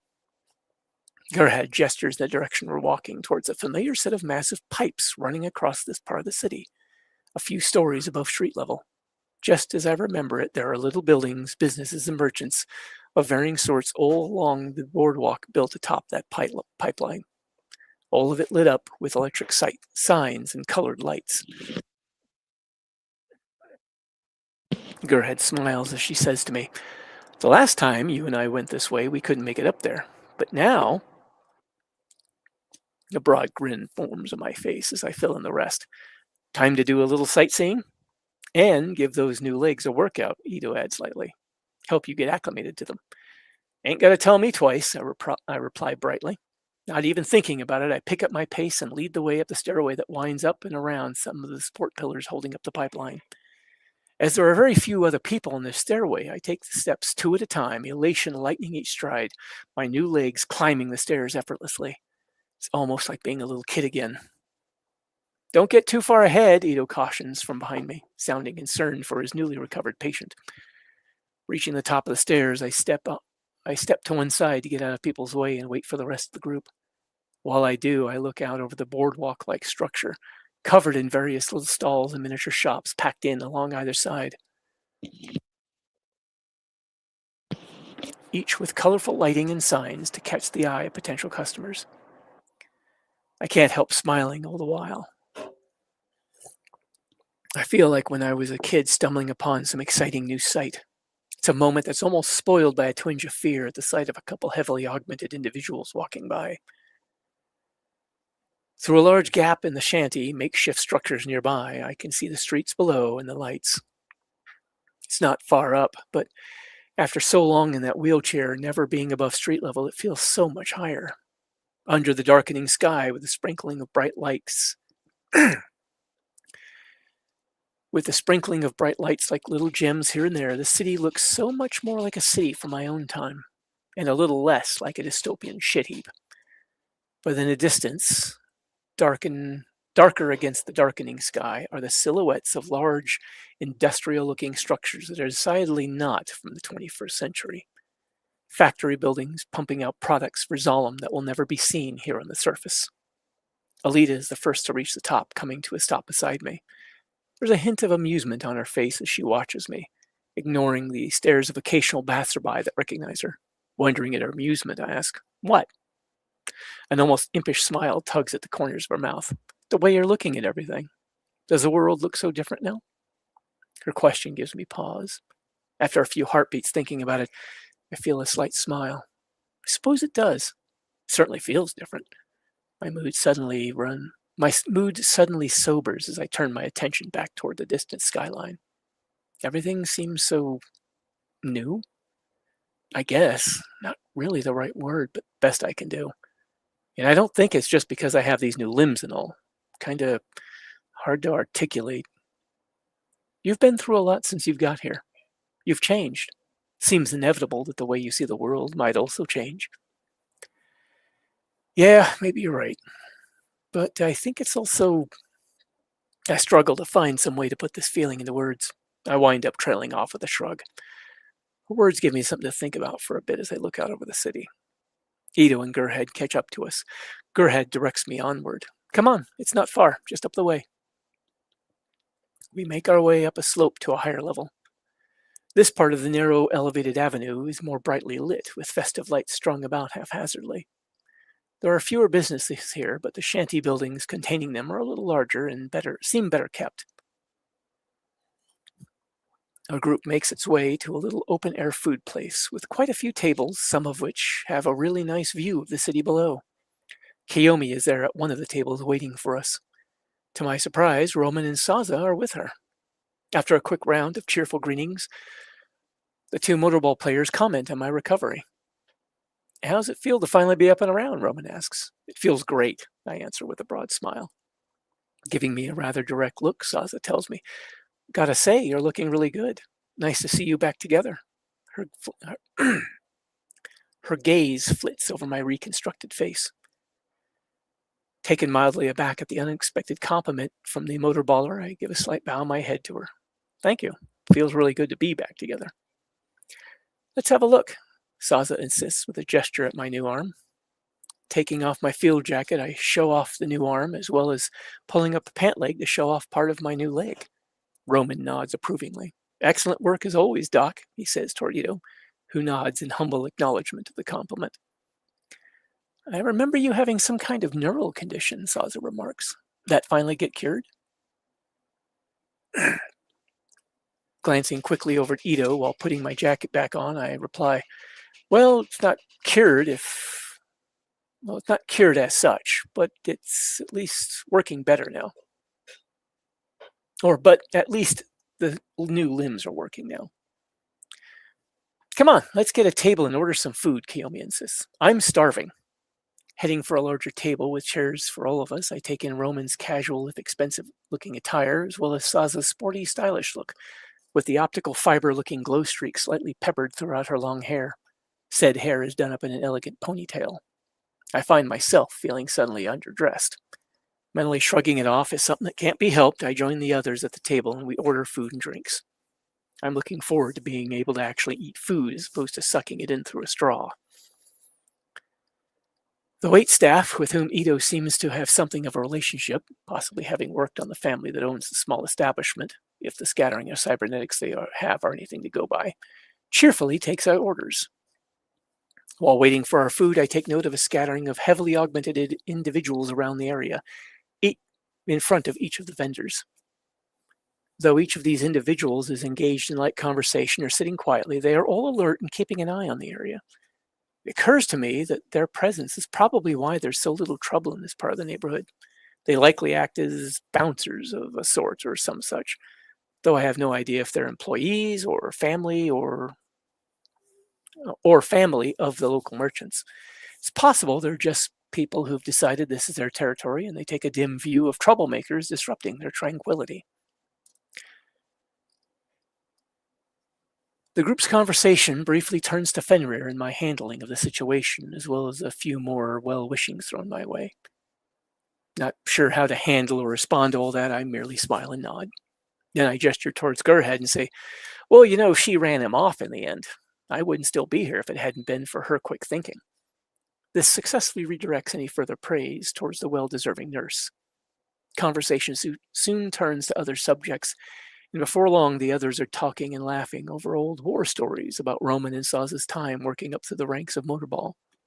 As it turns out, the two of them have been involved in the violent sport for quite a while, and though they've never reached the championships on their own, they've made a good living at it due to their popularity and sponsorships. I content myself with listening, glad to just sit and be among friends. Glad to sit and just be among friends. But after a while, my attention begins wandering in other directions. A question from Saza jolts me back to the present. So, you weren't born in Iron City? She asks. My nearly panicked mind tries to recall the cover story that came with my new ID. No, I'm from a small mining settlement off northward. Roman's brows come down, and a look of concern settles over his chiseled features. Been hearing stories that the barjack have been hitting that area pretty hard. Hopefully any relatives out that way are safe. Silently cataloging that bit about barjack, I shrug absently. Anyone I know from that life is long gone. Roman nods, his mouth twisting into a chagrined expression. Ah, sorry to hear that. An almost awkward silence seems to start settling in. Don't worry about it, I return dismissively, kicking myself for not watching what I say, not wanting to bring everyone else down. I offer a reassuring smile. It was a long time ago, and I pretty much put it behind me. A more pleasant atmosphere reasserts itself, and more cheerful conversation resumes. The rest of the evening goes smoothly. About the only rough spot is my losing track and nearly drinking more than I should. Fortunately, I catch myself before I do or say anything stupid. Altogether, it's a pleasant time and everyone seems to enjoy themselves. But after a couple helpings of good food and some good drink and entertaining discussion, mostly by the others as I largely keep quiet and just listen, it's decided that it's getting on the late side and the time has come to pack it in. The bill is paid and we begin making our way back to street level.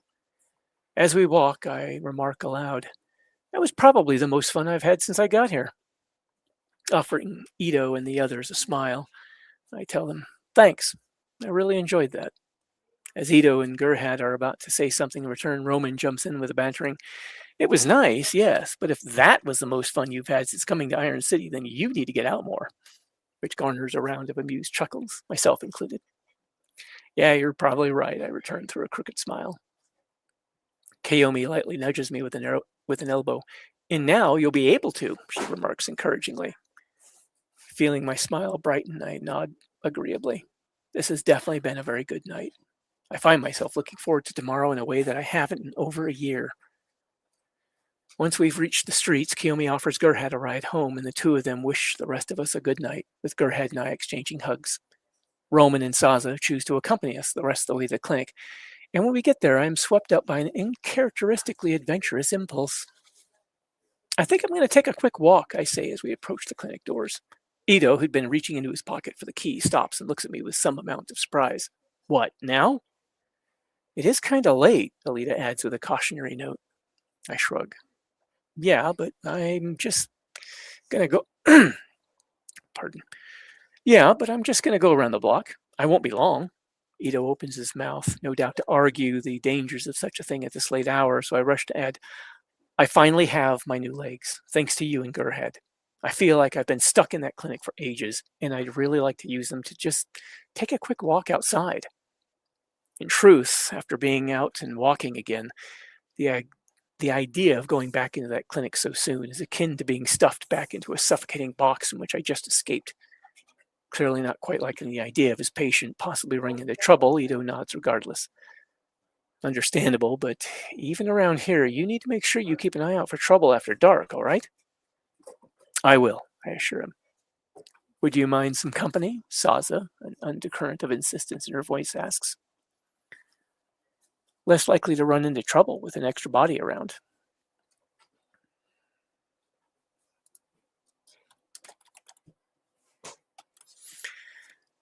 I had hoped to just get a little time alone, sort of clear my mind.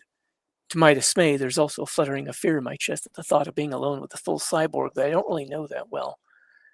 Vague memories of the violence that left me bedridden for weeks flashed in my mind, bringing with them a tightening around my heart. But all that aside, her reasoning of safety in numbers, as well as a hard-to-define insistence in her voice, makes it difficult to say no. So, in spite of the fear, I tell her, sure, sounds good. Ito and Alita seem more at ease that I won't be alone, certainly. And if they're certain she can be trusted, then I should be able to trust her as well. I focus on that to calm my anxiety. Enjoy your walk then, Alita remarks with an enigmatic smile. Clapping Saza lightly on the shoulder, Roman quips, Don't worry, Doc. I'm sure she'll have him back before his warranty's up. His comment gets a little laugh from the others, but I just smile politely, feeling like something's flown right past me. See you when you get back, Ito says to me before unlocking the clinic door. Then Roman heads off with a farewell back at us, and Ito heads into the clinic with Alita, leaving me with Saza outside. Feeling a little awkward, I flash her a quick smile. Well then, I remark and make an after-you gesture. The two of us weave our way through the almost non-existent foot traffic. We travel in silence for a short time, and I find myself lost in the newfound joy of just being able to walk again, putting one foot in front of the other. In fact, I inadvertently break my promise to Ito of keeping a close eye on my surroundings.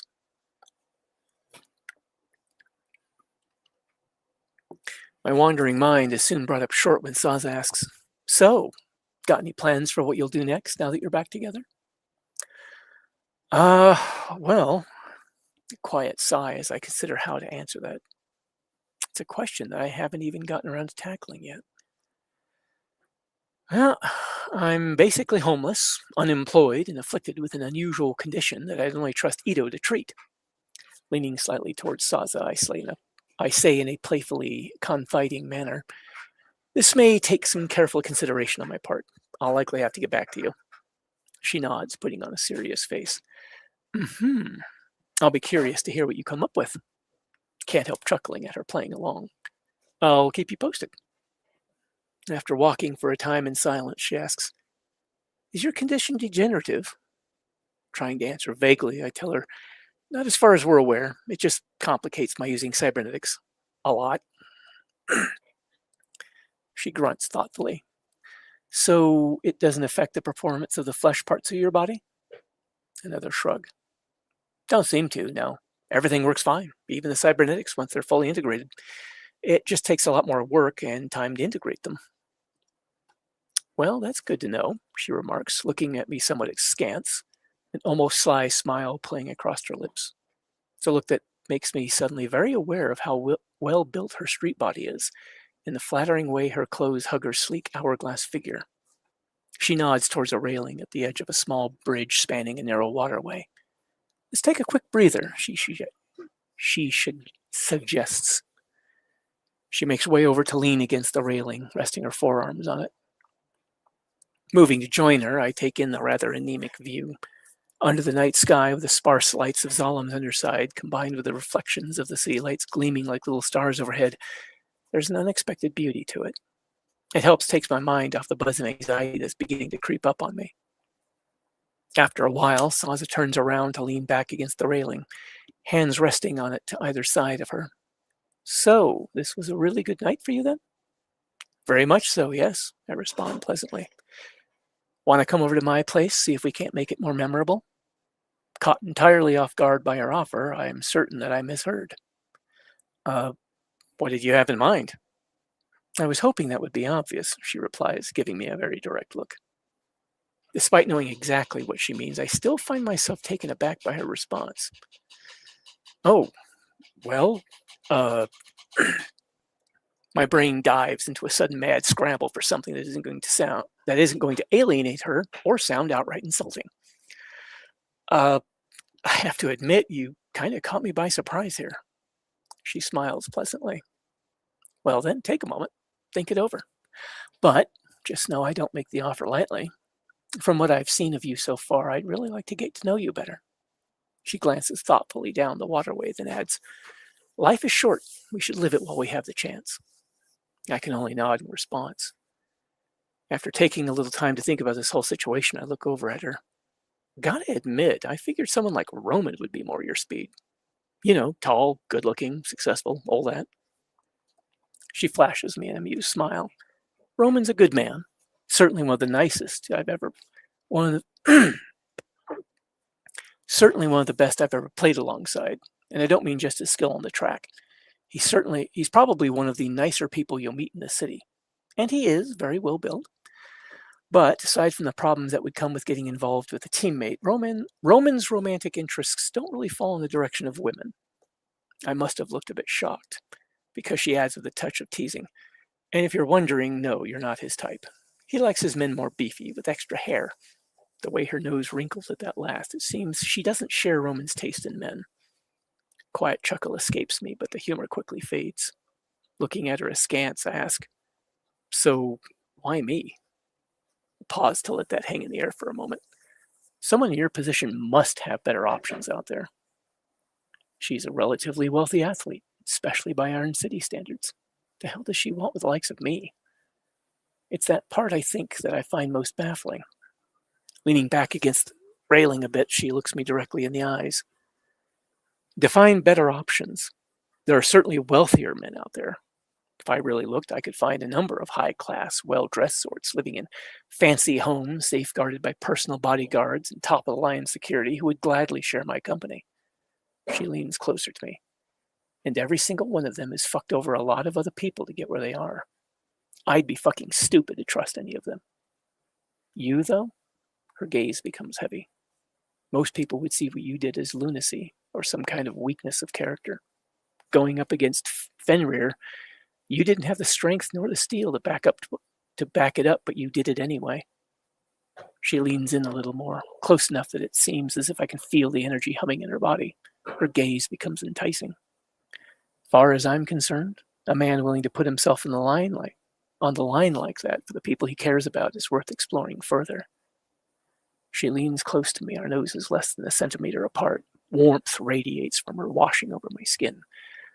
For a fleeting moment, I'm almost overcome by a nearly intoxicating desire to lean into her, press my lips to hers. Deep within, some part of me rebels. With a blink, I break eye contact and turn to face the railing, heart racing, breathing heavier. Shaking my head, I can only stand there, head spinning, and say quietly, I'm sorry. I can't. There's that flash of fear again. I brace myself for what might be coming next. There's a soft sigh of what might be disappointment from Saza. It's because I'm a hard body, isn't it? She asks, straight-faced. A quiet panic comes over me as I can only think, I just pissed off another full cyborg. Is this become a regular thing with me? That expectation of violence seizes hold again, though I try not to show it. In a fumbling attempt to explain, I tell her, I've never been with a cyborg, but I don't have any problem with. Her expression softens and one corner of her mouth curls up, making me realize she was just letting me squirm for a bit. Her smile fades, but warmth remains. A lot of people have preconceived notions about us TR cyborgs, so I'll try not to hold it against you. But just so you know, construction materials aside, I paid a lot for this body, and I made sure I'd be able to do anything with it that I could do with my old meat suit. The quick exhalation of relief at her not being angry nearly feels like I'm deflating as the anxiety and fear vanish. There's no outward sign that she realizes just how close I came to a panic attack. Shifting my feet awkwardly under her gaze, I look down at the dark water flowing out from under the little bridge we stand on. Mind reeling at what is for me a very strange turn of events, I tell her, look, it's not the whole hard body thing. I don't think, but I certainly don't voice that part aloud. I do find you very attractive. Well then, she interrupts, it's settled. You, me, a bottle of something intoxicating, and we'll see where the night takes us. Eyebrows raised in an expectant look, she waits my response with an almost imperious air, as if there's no way I could refuse. Letting my head drop, I heave a weary sigh. Do you really think this is a good idea? She interrupts again, her tone light and bantering. I want you. You say you find me attractive.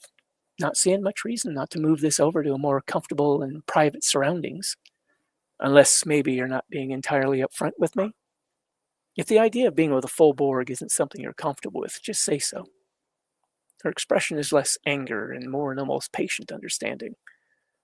I'm struck by the impression that the mind behind those 20-something eyes is much older than that youthful face suggests. After a short, uncomfortable silence, in which Saza patiently awaits a response, I fumble for some kind of answer. Before coming to the city, I had never seen a full cyborg, so a hesitant shrug of my shoulder. Maybe there is something to that. But I wasn't lying when I said you're very beautiful. It's just, as always, I stumble for the right thing to say. I was never very good with words. Balling up my fists in frustration, I let the pain of my damaged right hand become a bright pinpoint of focus before relaxing them and letting the pain go. It seems to help a little. There was someone else, I finally manage, though hesitantly. I haven't gotten over her yet. A couple of heartbeats of silence, then Saza says, figured it might be something like that. I wasn't sure by any means, but you have that family man sort of air about you. A pause. But no family. A familiar sadness comes over her, a telltale indicator that she suffered loss herself. How long ago? She asks in a quiet voice.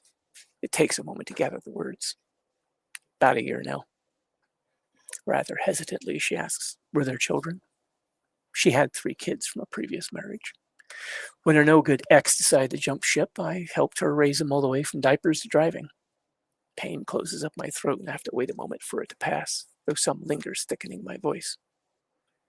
Then, just like that, they were gone. I found myself on Henry's farm with no home and no job, and now, a sharp sigh and a vague gesture towards an uncertain future. Now I don't know. There is a pensive silence as I just stare off in the darkness. In the corner of my eye, I see her watching my profile for a couple heartbeats. Then, you didn't need to explain, and certainly not to me. Dismissive shrug of one shoulder. Well, figured maybe you should know. I do rather like you, and didn't want you to think I was, I don't know, making excuses or something. An appreciative glance at her. Maybe I needed to get it off my chest. A loss like that hurts, no denying it. Sometimes it hurts for a long time. Turning to stare out at the waterway, she rests her forearms on the railing and presses her hands together. Look, I'm sorry if I came on a little strong. It's like I said, life is short. I try to live it while I can, with the people I'd like to live it with. She flashes an almost wistful smile at me. I would have liked to have done a little living with you, but Maybe another time when you're ready. Looking into her brilliant eyes a couple centimeters higher than mine, I find myself relaxing in her presence. I think I'd like to give that a try. Things are a little less complicated. An approving nod, and she steps close, slipping an arm around mine and gets us walking again. Another time, then. After a few steps, my head clears of that momentary flood of hormones. You know, something just occurred to me. Don't you think I'm a little old for you? Her laugh is light and has a note of, oh, you're adorable. You're what, 48, 50, 53? Ah, I'm not that far from that. Or rather, I'm not far from that. Became a TR cyborg around 25 years ago. Never bothered updating the face. She tosses a carefree shrug. One of the benefits of being a full cyborg. I'll look this good for the rest of my life. Suggestive waggle of her eyebrows at me. Chuckling, I say, well, that's certainly an upside I hadn't thought of. We circle back around toward the clinic in a comfortable silence. Walking along with one hand in my pocket, the other arm entwined with Saza's, Iron City suddenly starts looking a lot less alien. There is a twinge of guilt, however, as if, walking arm in arm with this woman, I'm somehow cheating on Vanessa. We eventually get back to the clinic and say our goodbyes. Saza gives me a quick kiss on the cheek. I hope you find what you're looking for. Thanks, I return, grinning like a smitten teenager. Me too. An exchange of farewells, and I watch her head off down the street for a moment before making my way inside, a small part of me still wondering if I should have just accepted her offer. But the more sensible part of me is certain that this is best. Ito and Alita are sitting together on the couch talking when I come in. The two of them stop talking and watch me while I put my jacket away. Out of the corner of my eye, I can tell the pair are watching me closely. Wondering what's so interesting, I turn to them. What? A quick glance around. Did I do something wrong? Alita shakes her head. No, I don't think so. Ito flashes a knowing smile, taking a sip of what looks like tea. We just weren't sure you'd be coming home tonight. Huh. My brow furrows. Was she really that obvious? Alita and Ito nod in unison. We all noticed she was, in fact, quite interested in you the entire evening, Ito remarks. But you seemed a bit distracted. Understandably so, I think. Glancing down at my brand new hand and arm. Yeah, I got some adjustments to make. Referring to more than just the new limbs. Alita asks in circumspect fashion. So, what did the two of you talk about? A shrug. We had an honest discussion. Told her I got a lot to figure out and might not be the best person to be getting involved with right now. Another light shrug. And she agreed. Glancing quickly in the direction of that Saza headed off in, I add, that and thoughts drift back of that Amazonian beauty and her all too enticing offer. I press my lips together and give a firm shake of my head. Yeah, I'm not ready for that. Ito merely shrugs. Understandable. Gesturing to a nearby chair, Alita offers, in the meantime, care to join us? Though inclined to accept, my social batteries are drained by all that's happened tonight. Actually, I'm going to go get some sleep. I am incredibly tired, and I'm actually looking forward to getting to work tomorrow. But thank you, again. I had a really good time tonight. Sleep well, Ito says, raising his cup in a little salute. See you in the morning, Alita chimes in. Good night. It feels like more should be said, but nothing comes to mind, so I just head up the stairs, trying to put this recent concern out of my mind. After I get to the top of the stairs, I can't help but stop and look down the way I came, taking a moment to appreciate the fact that I'll be using them regularly from now on. Getting into my room, I close the door behind me and get ready for bed. Stripping down my shorts, I crawl under the covers and quickly drift off, only to be wide awake after an indeterminate time. The last vestiges of a nightmare about being eaten alive by my own cybernetics still floats screaming through my head. That wasn't real, so get a grip, I whisper aloud, trying to settle the anxiety that remains. The attempt is, predictably, less than effective. A glance at the clock shows it's well after 2 in the morning. As I am lying on my right side, I become uncomfortably aware of the weight of my new cyber arm as it lies across the left side of my torso. Likewise, there's a sharp awareness of the feel of my new legs in the blankets, where for so long there hadn't been any limbs to feel. Unable to shake this strange, unsettling feeling, I swing my legs over the edge of my bed, sit up and mutter, "Shit." Resting my elbows on my knees, I bury my face in my hands and mutter in frustration. I got a month's worth of sleep in that coma, so what the hell? I can make do. The feeling of my metal hand in my face is still a little disturbing, but nowhere near what I think it would have been before. When these limbs were first attached and working, it felt so wonderful, but now the weight of them feels a little out of place, a little alien. A period of adjustment is perfectly normal, Ito said. So I guess that period of adjustment starts now. Unsure of what else to do and feeling no compunction to try and get back to sleep, I put my clothes on, go over and stand in front of the window to look out at the dilapidated city beyond. Shaking my head slowly, I can't help berating myself for these strange, seemingly irrational feelings. Wrapping my flesh fingers around my left hand, I fidget with the cybernetic, forcing myself to try to get used to the feel of it as I stare out into the darkness. I'm extremely grateful to have these new limbs, but clearly this is going to take some getting used to. End of chapter.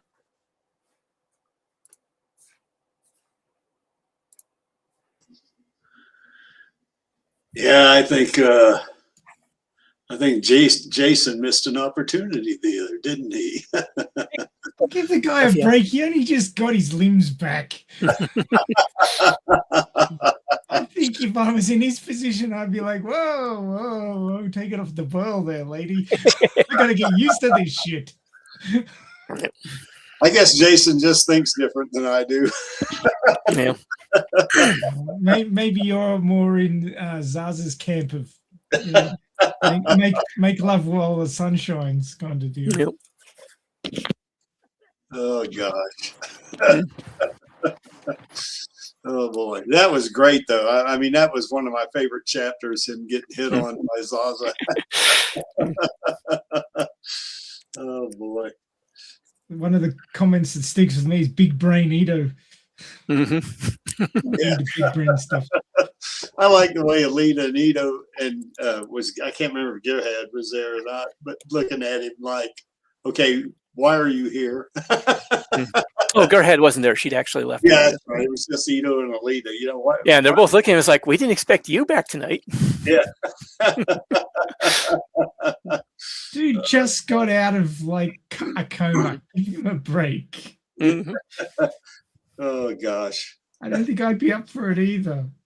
Oh, you also consider it's like she's actually a fairly wealthy sports figure too, and rather famous. So it's like somebody like that comes on to you. How many guys are going to turn that down? Yeah. He didn't turn it down. He just put it on pause. Yeah, he did put it on pause. That's right, because he did say maybe. Yeah, maybe when things are a little less complicated. But how long is that going to take for someone in Jason's situation for things to get less complicated? Yeah. Yeah, nothing about Jason ever gets less complicated. Not since he got here. Yeah.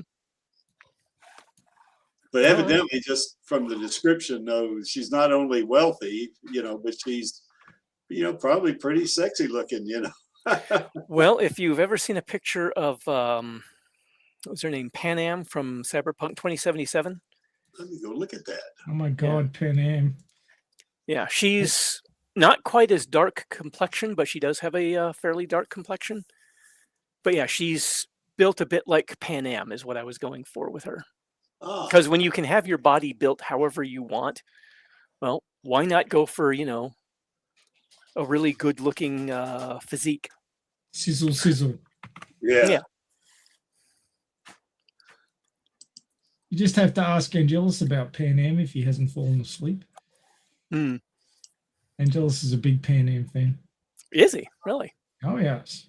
Oh, yeah, he may have fallen asleep. That was a pretty long chapter. Well, he's probably come off work somewhat, he's been up all night probably at work, so. Mhm. Yeah, maybe. No, just show is muted. Pan Am? Oh no, there he is. Ah, there you go. What show is Pan Am on? She's from Cyberpunk 2077. Oh, So, Angels, you're a big Pan Am fan, aren't you? You've waxed lyrical to me about Oh, Pan yeah. Am before. Big Pan Am fan. Ah, well, yeah, that's who I modeled Saza after. Choice.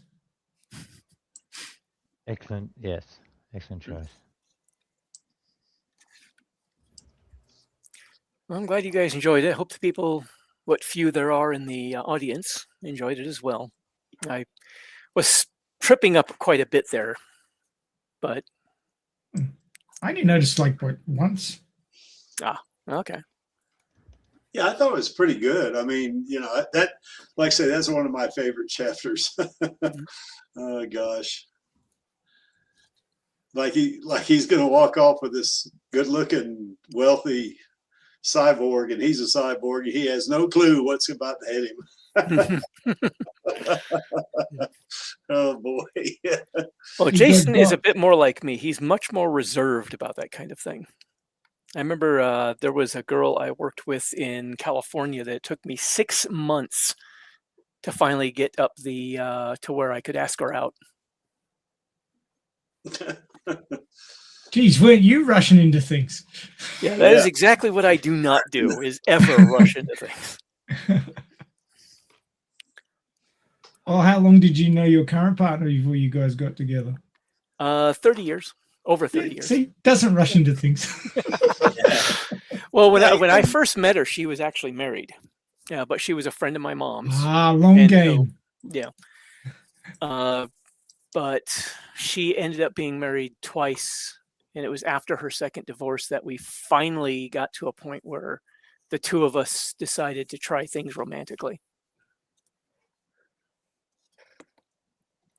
Well, I'm glad to know that the long game paid out eventually.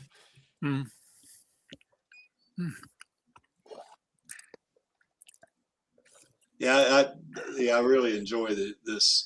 You know, it's, to me, now I don't certainly speak for everybody, but for me, it's almost like Jason now is part of canon. You know, Really? that's just the way it feels like to me when I read the story. You know, it's it's because your story is well written, Lee. That's for sure. Thank you. That certainly, I think that's certainly an indication that I must have done a pretty good job with them then. Yep.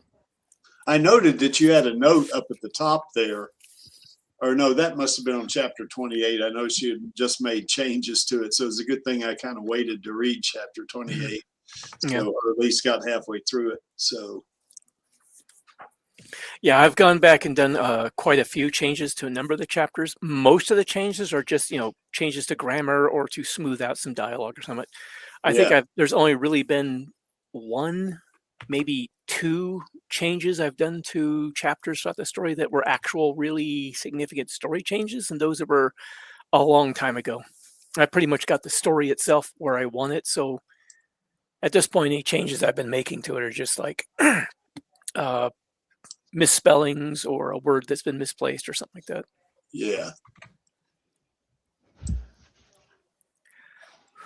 I have to say, Lee, that you can, as a writer myself, I can see your progression through your writing style, and I'd say you really hit your stride about chapter 21, and by chapter 30, it's really good. So, like, you're improving. Don't ever doubt Thank that. you. Yeah, I thought it would take a lot longer for me to, you know, really start getting anywhere with the story, but it seems to have started coming together a little quicker than I thought. So thank you. Well, for me, I'm not any kind of author or anything, although I did write that short, but I'm not like Maxie. You know, me, I got into it immediately when I read it. So, you know, it was. I want to read Rose's. Oh, I'd love to read Rose's treatment. I'd love to read that. Oh my gosh. My only other comment is chapter 31 when? Yes, I am still working on it. I am hoping to get it out soon. Hopefully, I'll get Chapter 31 out before GTA 6 comes out. Oh yeah, hopefully, because I might live that long. Well, since I'm halfway through Chapter 28, hell, I might catch up by the time you finish 30. Very possibly, yeah. Oh, look, I'm having the same problem. I use an AI reader to read my novel that I'm working on back to me, and I listened to it again this week and got up to where I'm up to, and I went, oh shit, there's nothing else. This guy needs to get on with it. Hang on, that's me.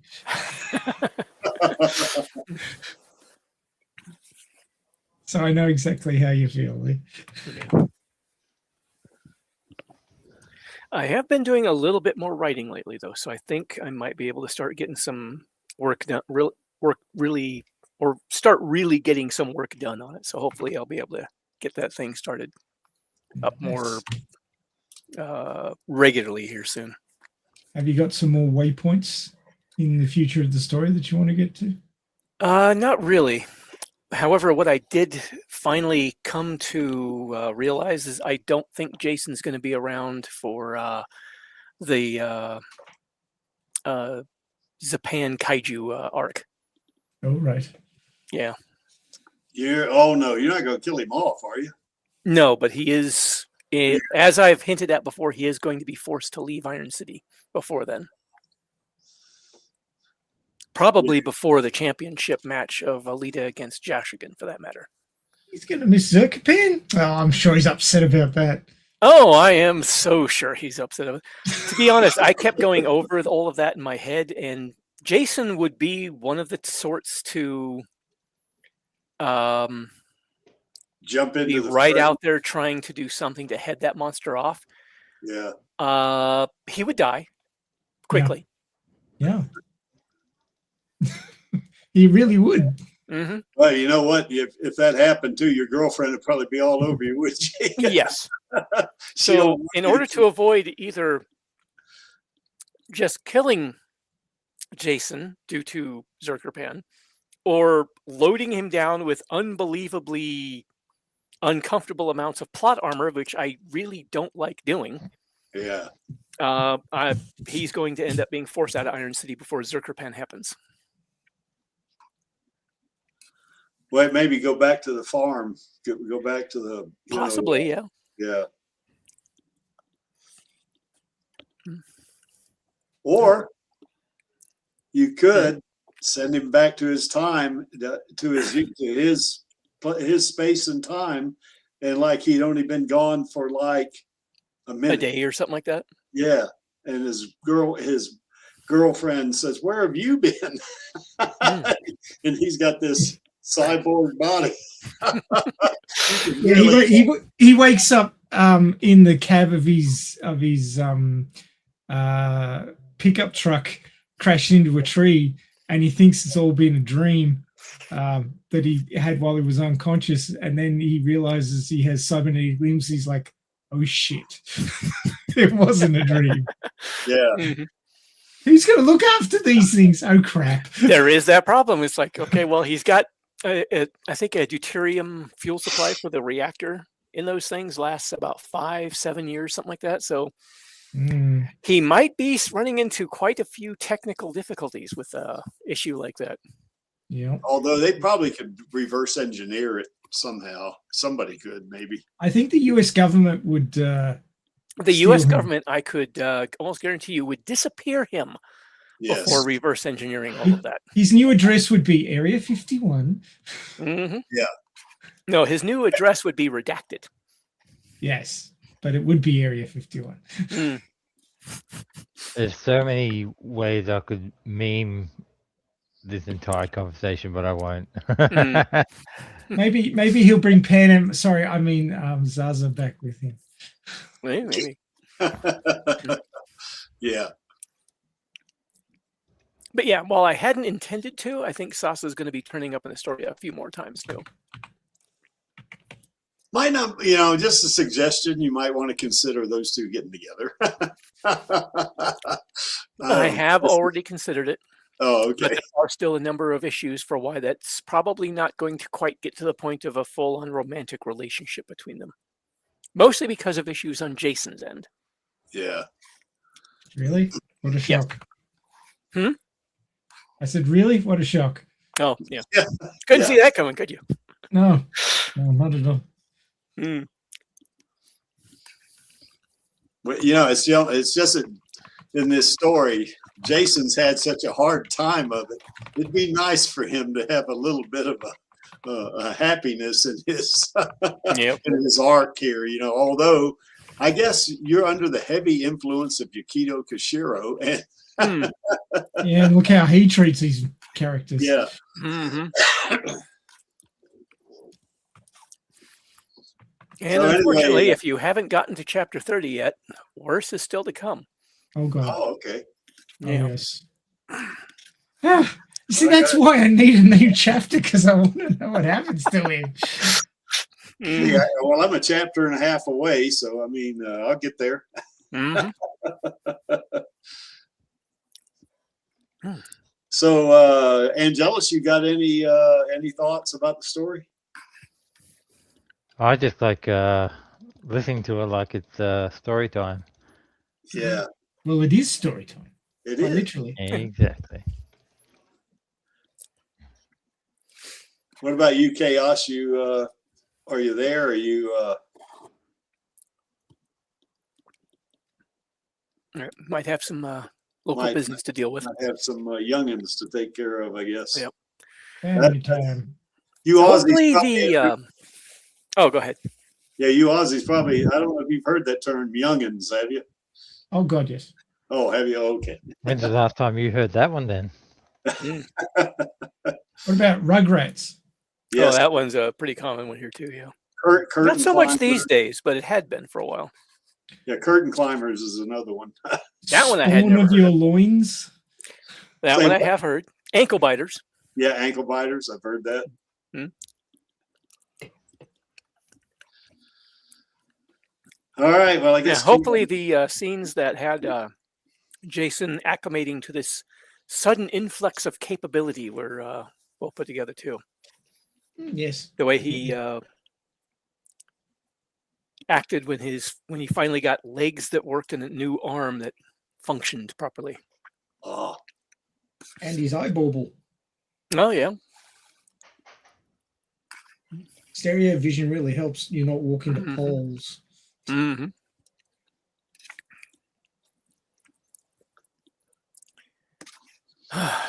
What about those shiny, shiny teeth? Yes. Got brand new teeth.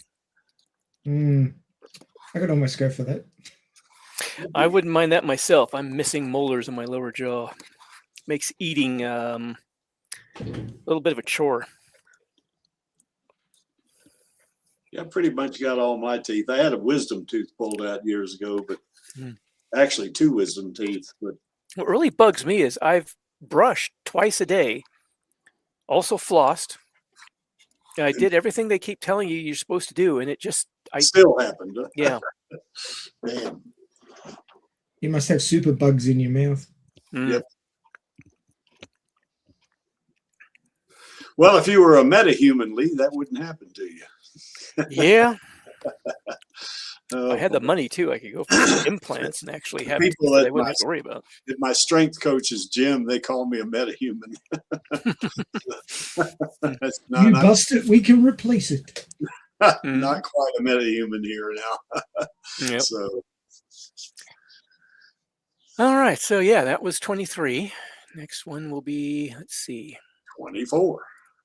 That will be Oh, yeah, think- 24. Yeah. that will be the one where Jason starts settling into a life with cybernetic limbs, Nice. and he won't have to Is deal that the with one that. where he starts martial arts training? Yes. Now, AKA has a kind of interesting observation here. Apparently, they're able to regrow human teeth. Oh, I saw a article on that. Yeah, they've actually been working on. I think it was Japan, some university or lab in Japan that was working on it. I think. Well, I think- Where they were working on basically restarting the ability that you had when you were just a toddler, to where grow your teeth. jaws can start developing the buds of new teeth that can grow in. In the case of Jason, though, did he get artificial teeth? Yeah. Yeah. His are completely artificial, along with the artificial new jaw that he's got, as well as the new bits of artificial skull he now has. Yeah. And a distinct lack of long bones. Mm-hmm. Which is why he's got those new artificial blood supplies. Because, well, he doesn't produce new red blood cells or anything like that he used to be able to. Well, he's got cyber blood too now, doesn't he? Mm-hmm. Yeah. Yeah, very enjoyable story. I got a real kick out of his uneasiness, you know. Saws on him. I really love that. Well, I was trying to also write through that it wasn't just excuse me, social awkwardness on Jason's part. Yeah, Part of that was also some of the PTSD of there's a full cyborg standing next to him that he knows could still beat the crap out of him, and he's trying not to make her angry. Yeah, that plus he's still, you know, still Vanessa is still yeah, he hasn't gotten over his fiance and losing his family. Yeah. So yeah, he's getting there, but he's not quite there. It's understandable, you know, it's understandable. So all right, any other, because we've been going a little over 2 hours here. Anybody got any additional, unless somebody wants Lee, if Lee's up for it, if he wants to read another chapter, but we've been going over 2 hours. So yeah, I think we can probably call it there. He needs to spin them out because he's running out of them, much like myself. Yeah, that's right. Yeah, we need to stretch. Yeah, I'm not running out of them as fast as you are, though. This is true. Oh God! Once I get over this massive wall of editing, hopefully I can get back to writing. Now, Lee, what are you going to do when I finish and get through chapter 30, which is only like you know, like 2.5 chapters? It's only a chapter and a half before I get to 30, and then you get Max and I both saying, "When are you going to do chapter 31?" I will have to redouble my efforts. I have been somewhat impatiently waiting for chapter 31 for many I months know. now. I keep looking at it thinking like, God, I got to get this thing finished. I want to get chapter 31. As it is where I'm at in the chapter, I've already got past one part where Alita went through a big fight scene with a whole bunch of guards and just basically slices and dices them all. Oh, I got to see that. And then she's getting ready to go into another area where she's going to end up fighting some more guards.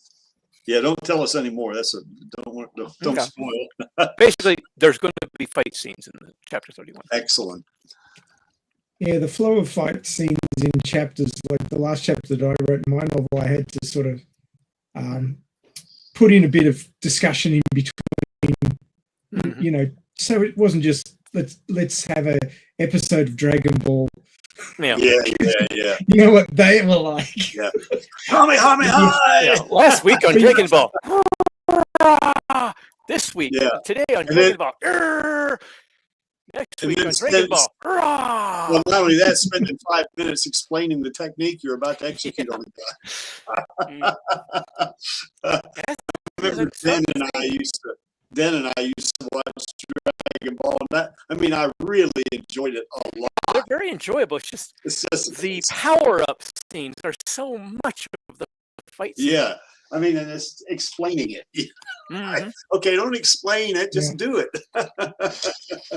Oh, gosh. But yeah, I'm thinking I may have to make it chapter 31 and 32 are both from Alita and Ito as they go out trying to basically save Jason. We ought to have one little scene where he actually helps Alita, too. Oh, that will come later on. Okay, cool. The thing is, Alita is just in such a sort of level all her own that there doesn't seem like there's much that even Jason, if he gets a full cyborg body and gets all trained up, what's he going to do to help her? Yeah, it's not going to be able to help her. He can help her, but like Batman and Robin, really? Yeah. Batman and Robin, if Robin were a homesick hobbit. Yes. Yeah, because we've had this discussion that, I think Alita is a metahuman. That's what I think. But, I'm going by considering in the DC universe, she would be. Cyborg himself is also classified in the metahuman Yeah. category. Now, I don't consider her a superhero. She's not that. I mean, she has superhero level abilities, but she's not a hero.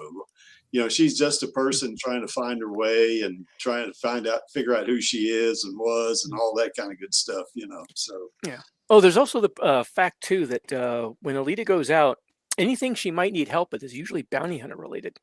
yeah, that's right. And that usually ends in her killing someone. Yeah. Jason, It's not going at to go. the moment, that is something he would be very hesitant in dealing with.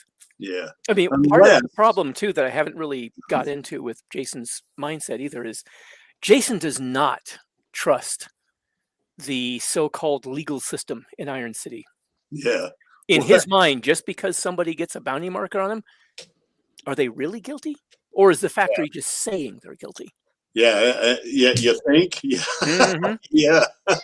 Yeah, for sure. You know. Well, the system is obviously corrupt. Yeah. Mhm. Well, Zapan framed Hugo. You know, Yeah.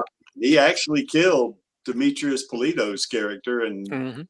you know, and I Yeah, guess so Jason's not really aware of the details of all that, but even without that, he doesn't trust a system that just puts out bounty markers on people that they say have committed a crime and then sends bounty hunters out, whether Alita or anyone else, to go kill them. Yeah. It's like, okay,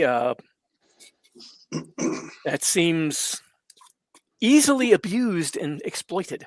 Well, I think one thing that Jason might do now, this is just my take from reading it, you know, knowing him just as a character, you know, if somebody got the drop on Alita and was about to kill her, I think he would. Oh, yes. Coming to someone's defense, he would probably. absolutely do that. Yeah, he would. But otherwise, I mean, that was, in fact, that was one of the things. Oh, excuse me. Pardon. Sorry. I just finished dinner. Anyway, one of the things I was toying with was a scene where if he stuck around for the Zerkerpan arc, when Alita came back and basically the people were begging her to sacrifice herself to save them. The only thing Jason would be doing would be, you know, picking up a makeshift weapon out of the rubble and saying, okay, so you got a plan, right? yeah, I could see him doing that. Yeah.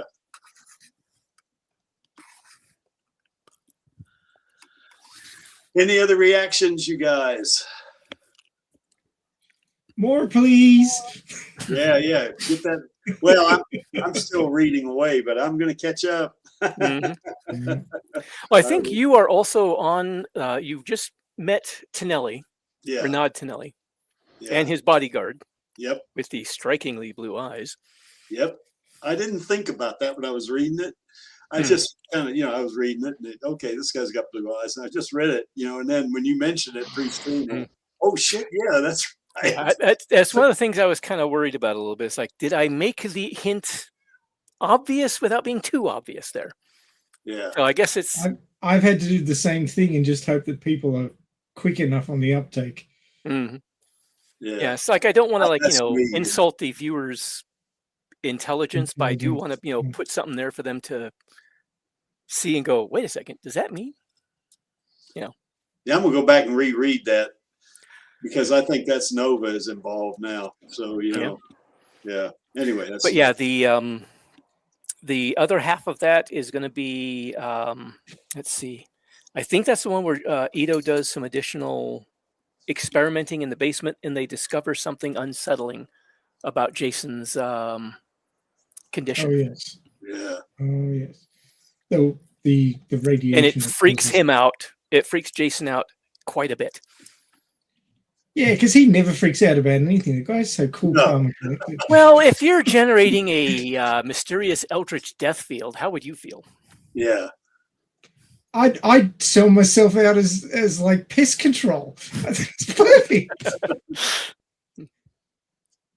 And just walk through the place and all the bugs die. Job done. Mm-hmm. Well, I know if I'd have been Jason and Zaza would have said, "Let's get a bottle and go." See Most where guys it's probably at." would have, yes. I would have said, "Okay, sweetie, let's do it." Mm-hmm. You, me, somewhere private? After you? Yeah. Of course, knowing that I'm a meat boy and she's a super powerful cyborg, that'd be kind of a dangerous situation. It could be. It could carry some risks. Yes. Just hope she's not a sadist. That's all I can say. Yes.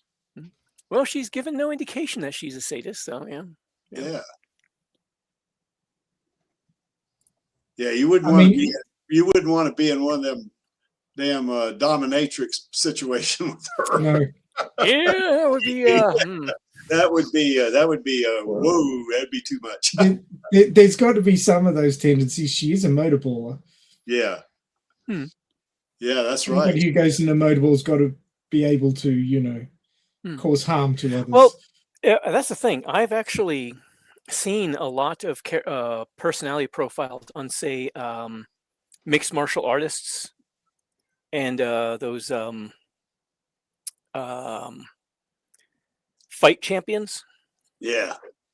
And a surprising number of them actually turn out to be rather humble, friendly individuals when they're out of the ring. Yeah, they're very patient. They don't have, they don't blow themselves up ego-wise or anything like that. They tend to be rather down-to-earth people. Yeah. Not all of them. You get some that are, And then on the other end of the scale, you have Fenrir. Yeah. There is that end of the spectrum. Mm-hmm.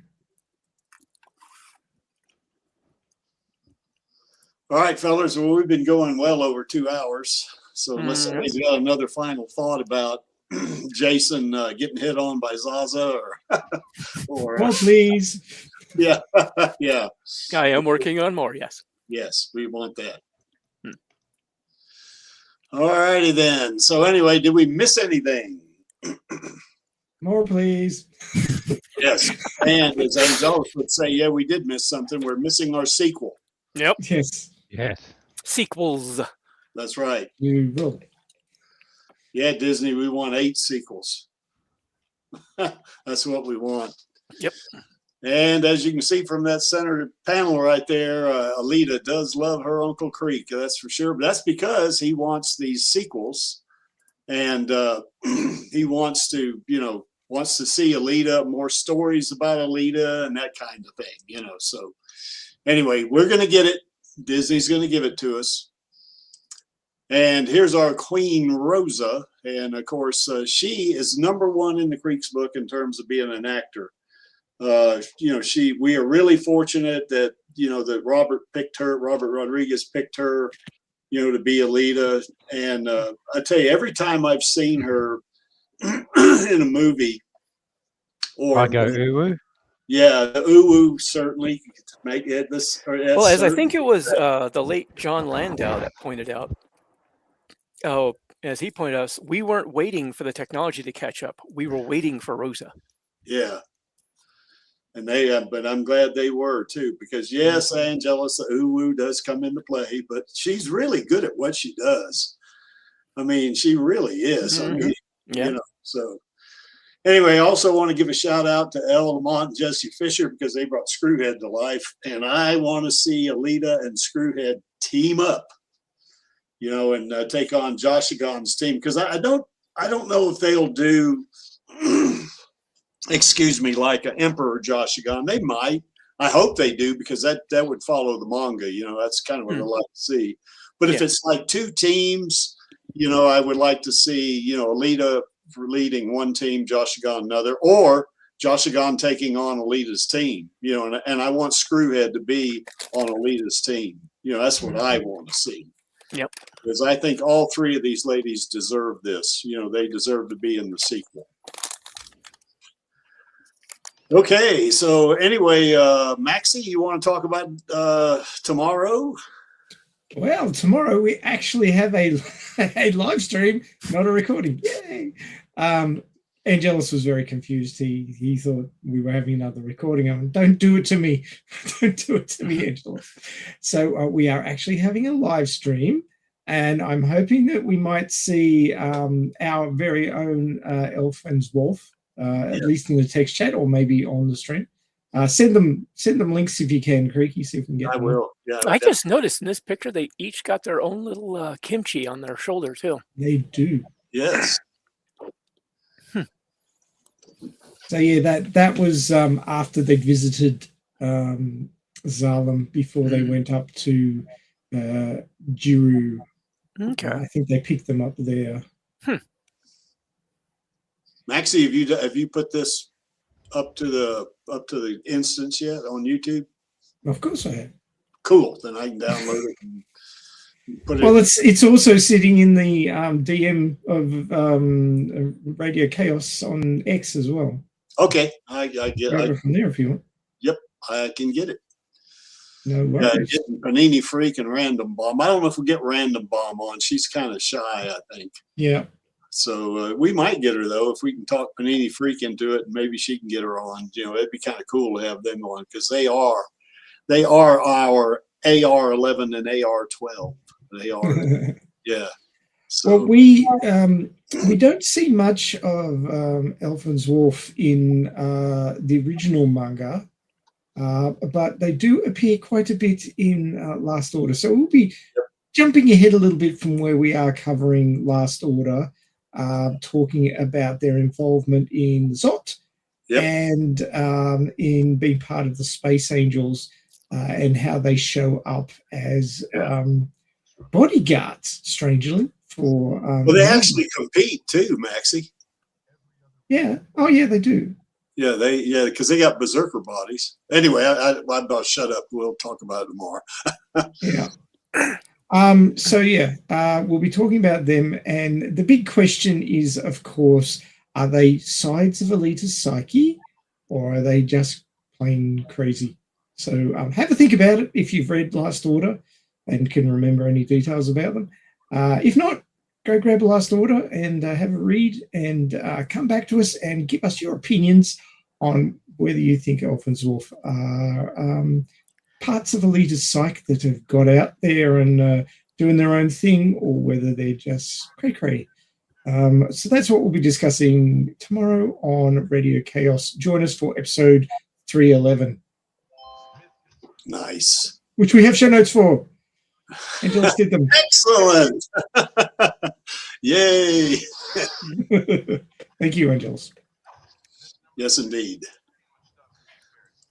Anyway, I want to thank Lee for coming on and reading, reading chapter 23 of his fanfic. It's really cool. I enjoy. That's one of my favorite chapters. And thanks for Maxie coming on too as well, because the authors stick together, don't they? I guess we do. Main, and of course, thanks to Chaos, although he's probably busy right now, but I'm glad he came on. And of course, Angelus coming on. Angelus is a co-host here, although he works a lot, so he's missed a couple, but that's okay. Got to afford that Alita merch. That's right. You got to get the Alita merch, and if any subsequent trip comes up, right? So you got to get that. Yeah, absolutely. So next month we're doing a merch episode, so we will be leaning on Angelus. Hopefully he'll be there for that one, because he's bought the most merch of anybody recently. Mm-hmm. So anyway, I'm kind of glad that folks, come on and, and of course supporting Alita and all that kind of good stuff. We definitely want that sequel, and I think we are trying to keep Alita current, and we're going to do what it takes. That's just the way I feel about it. And by the way, if you're interested, we have the after party here called the Stammtisch, and basically it's kind of like the Kansas Bar after party, on Radio Chaos, in that, we're all on the same instance here, but this part of it is not streamed. This is after the stream ends. So if you're a little bit nervous about coming on live like that, although we don't have a large audience right now, but a lot of people do see it. After I get a lot of views on the live streams after the fact. But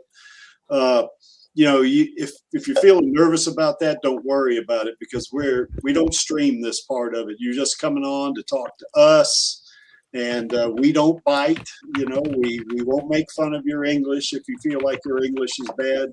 because, you got 2 Coloradans and 2 Aussies on here. So the English is pretty bad anyway. So, you don't have to worry about, that with us. So if you can, and you want to talk to us, there's a link, click on it.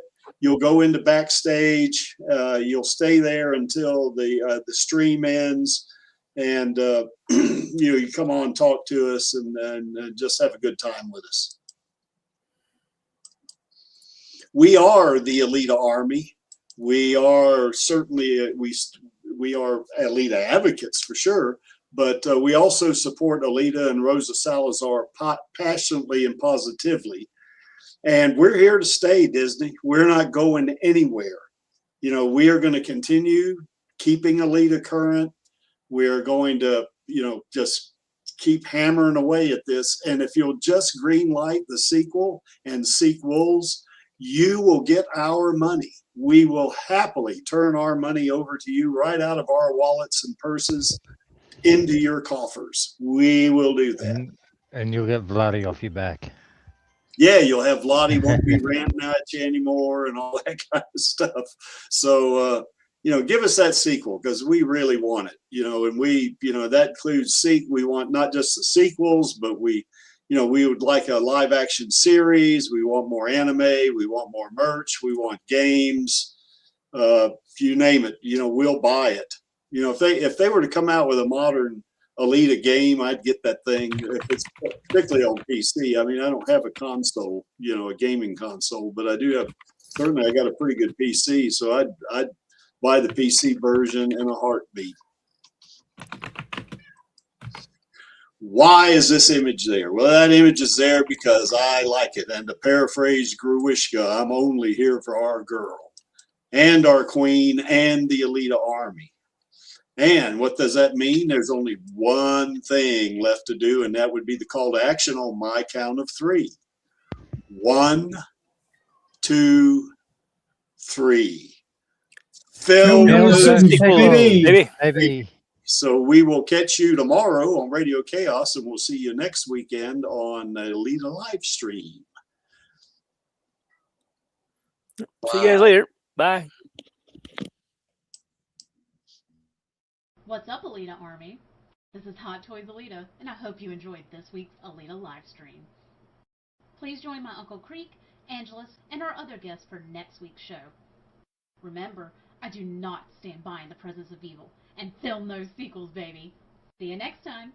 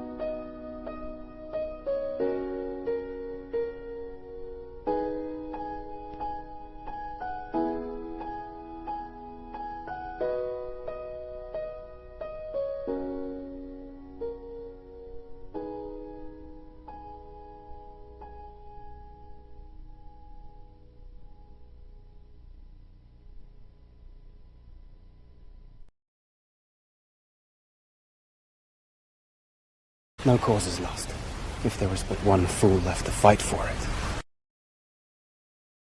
Yeah, Gary, that'd be nice.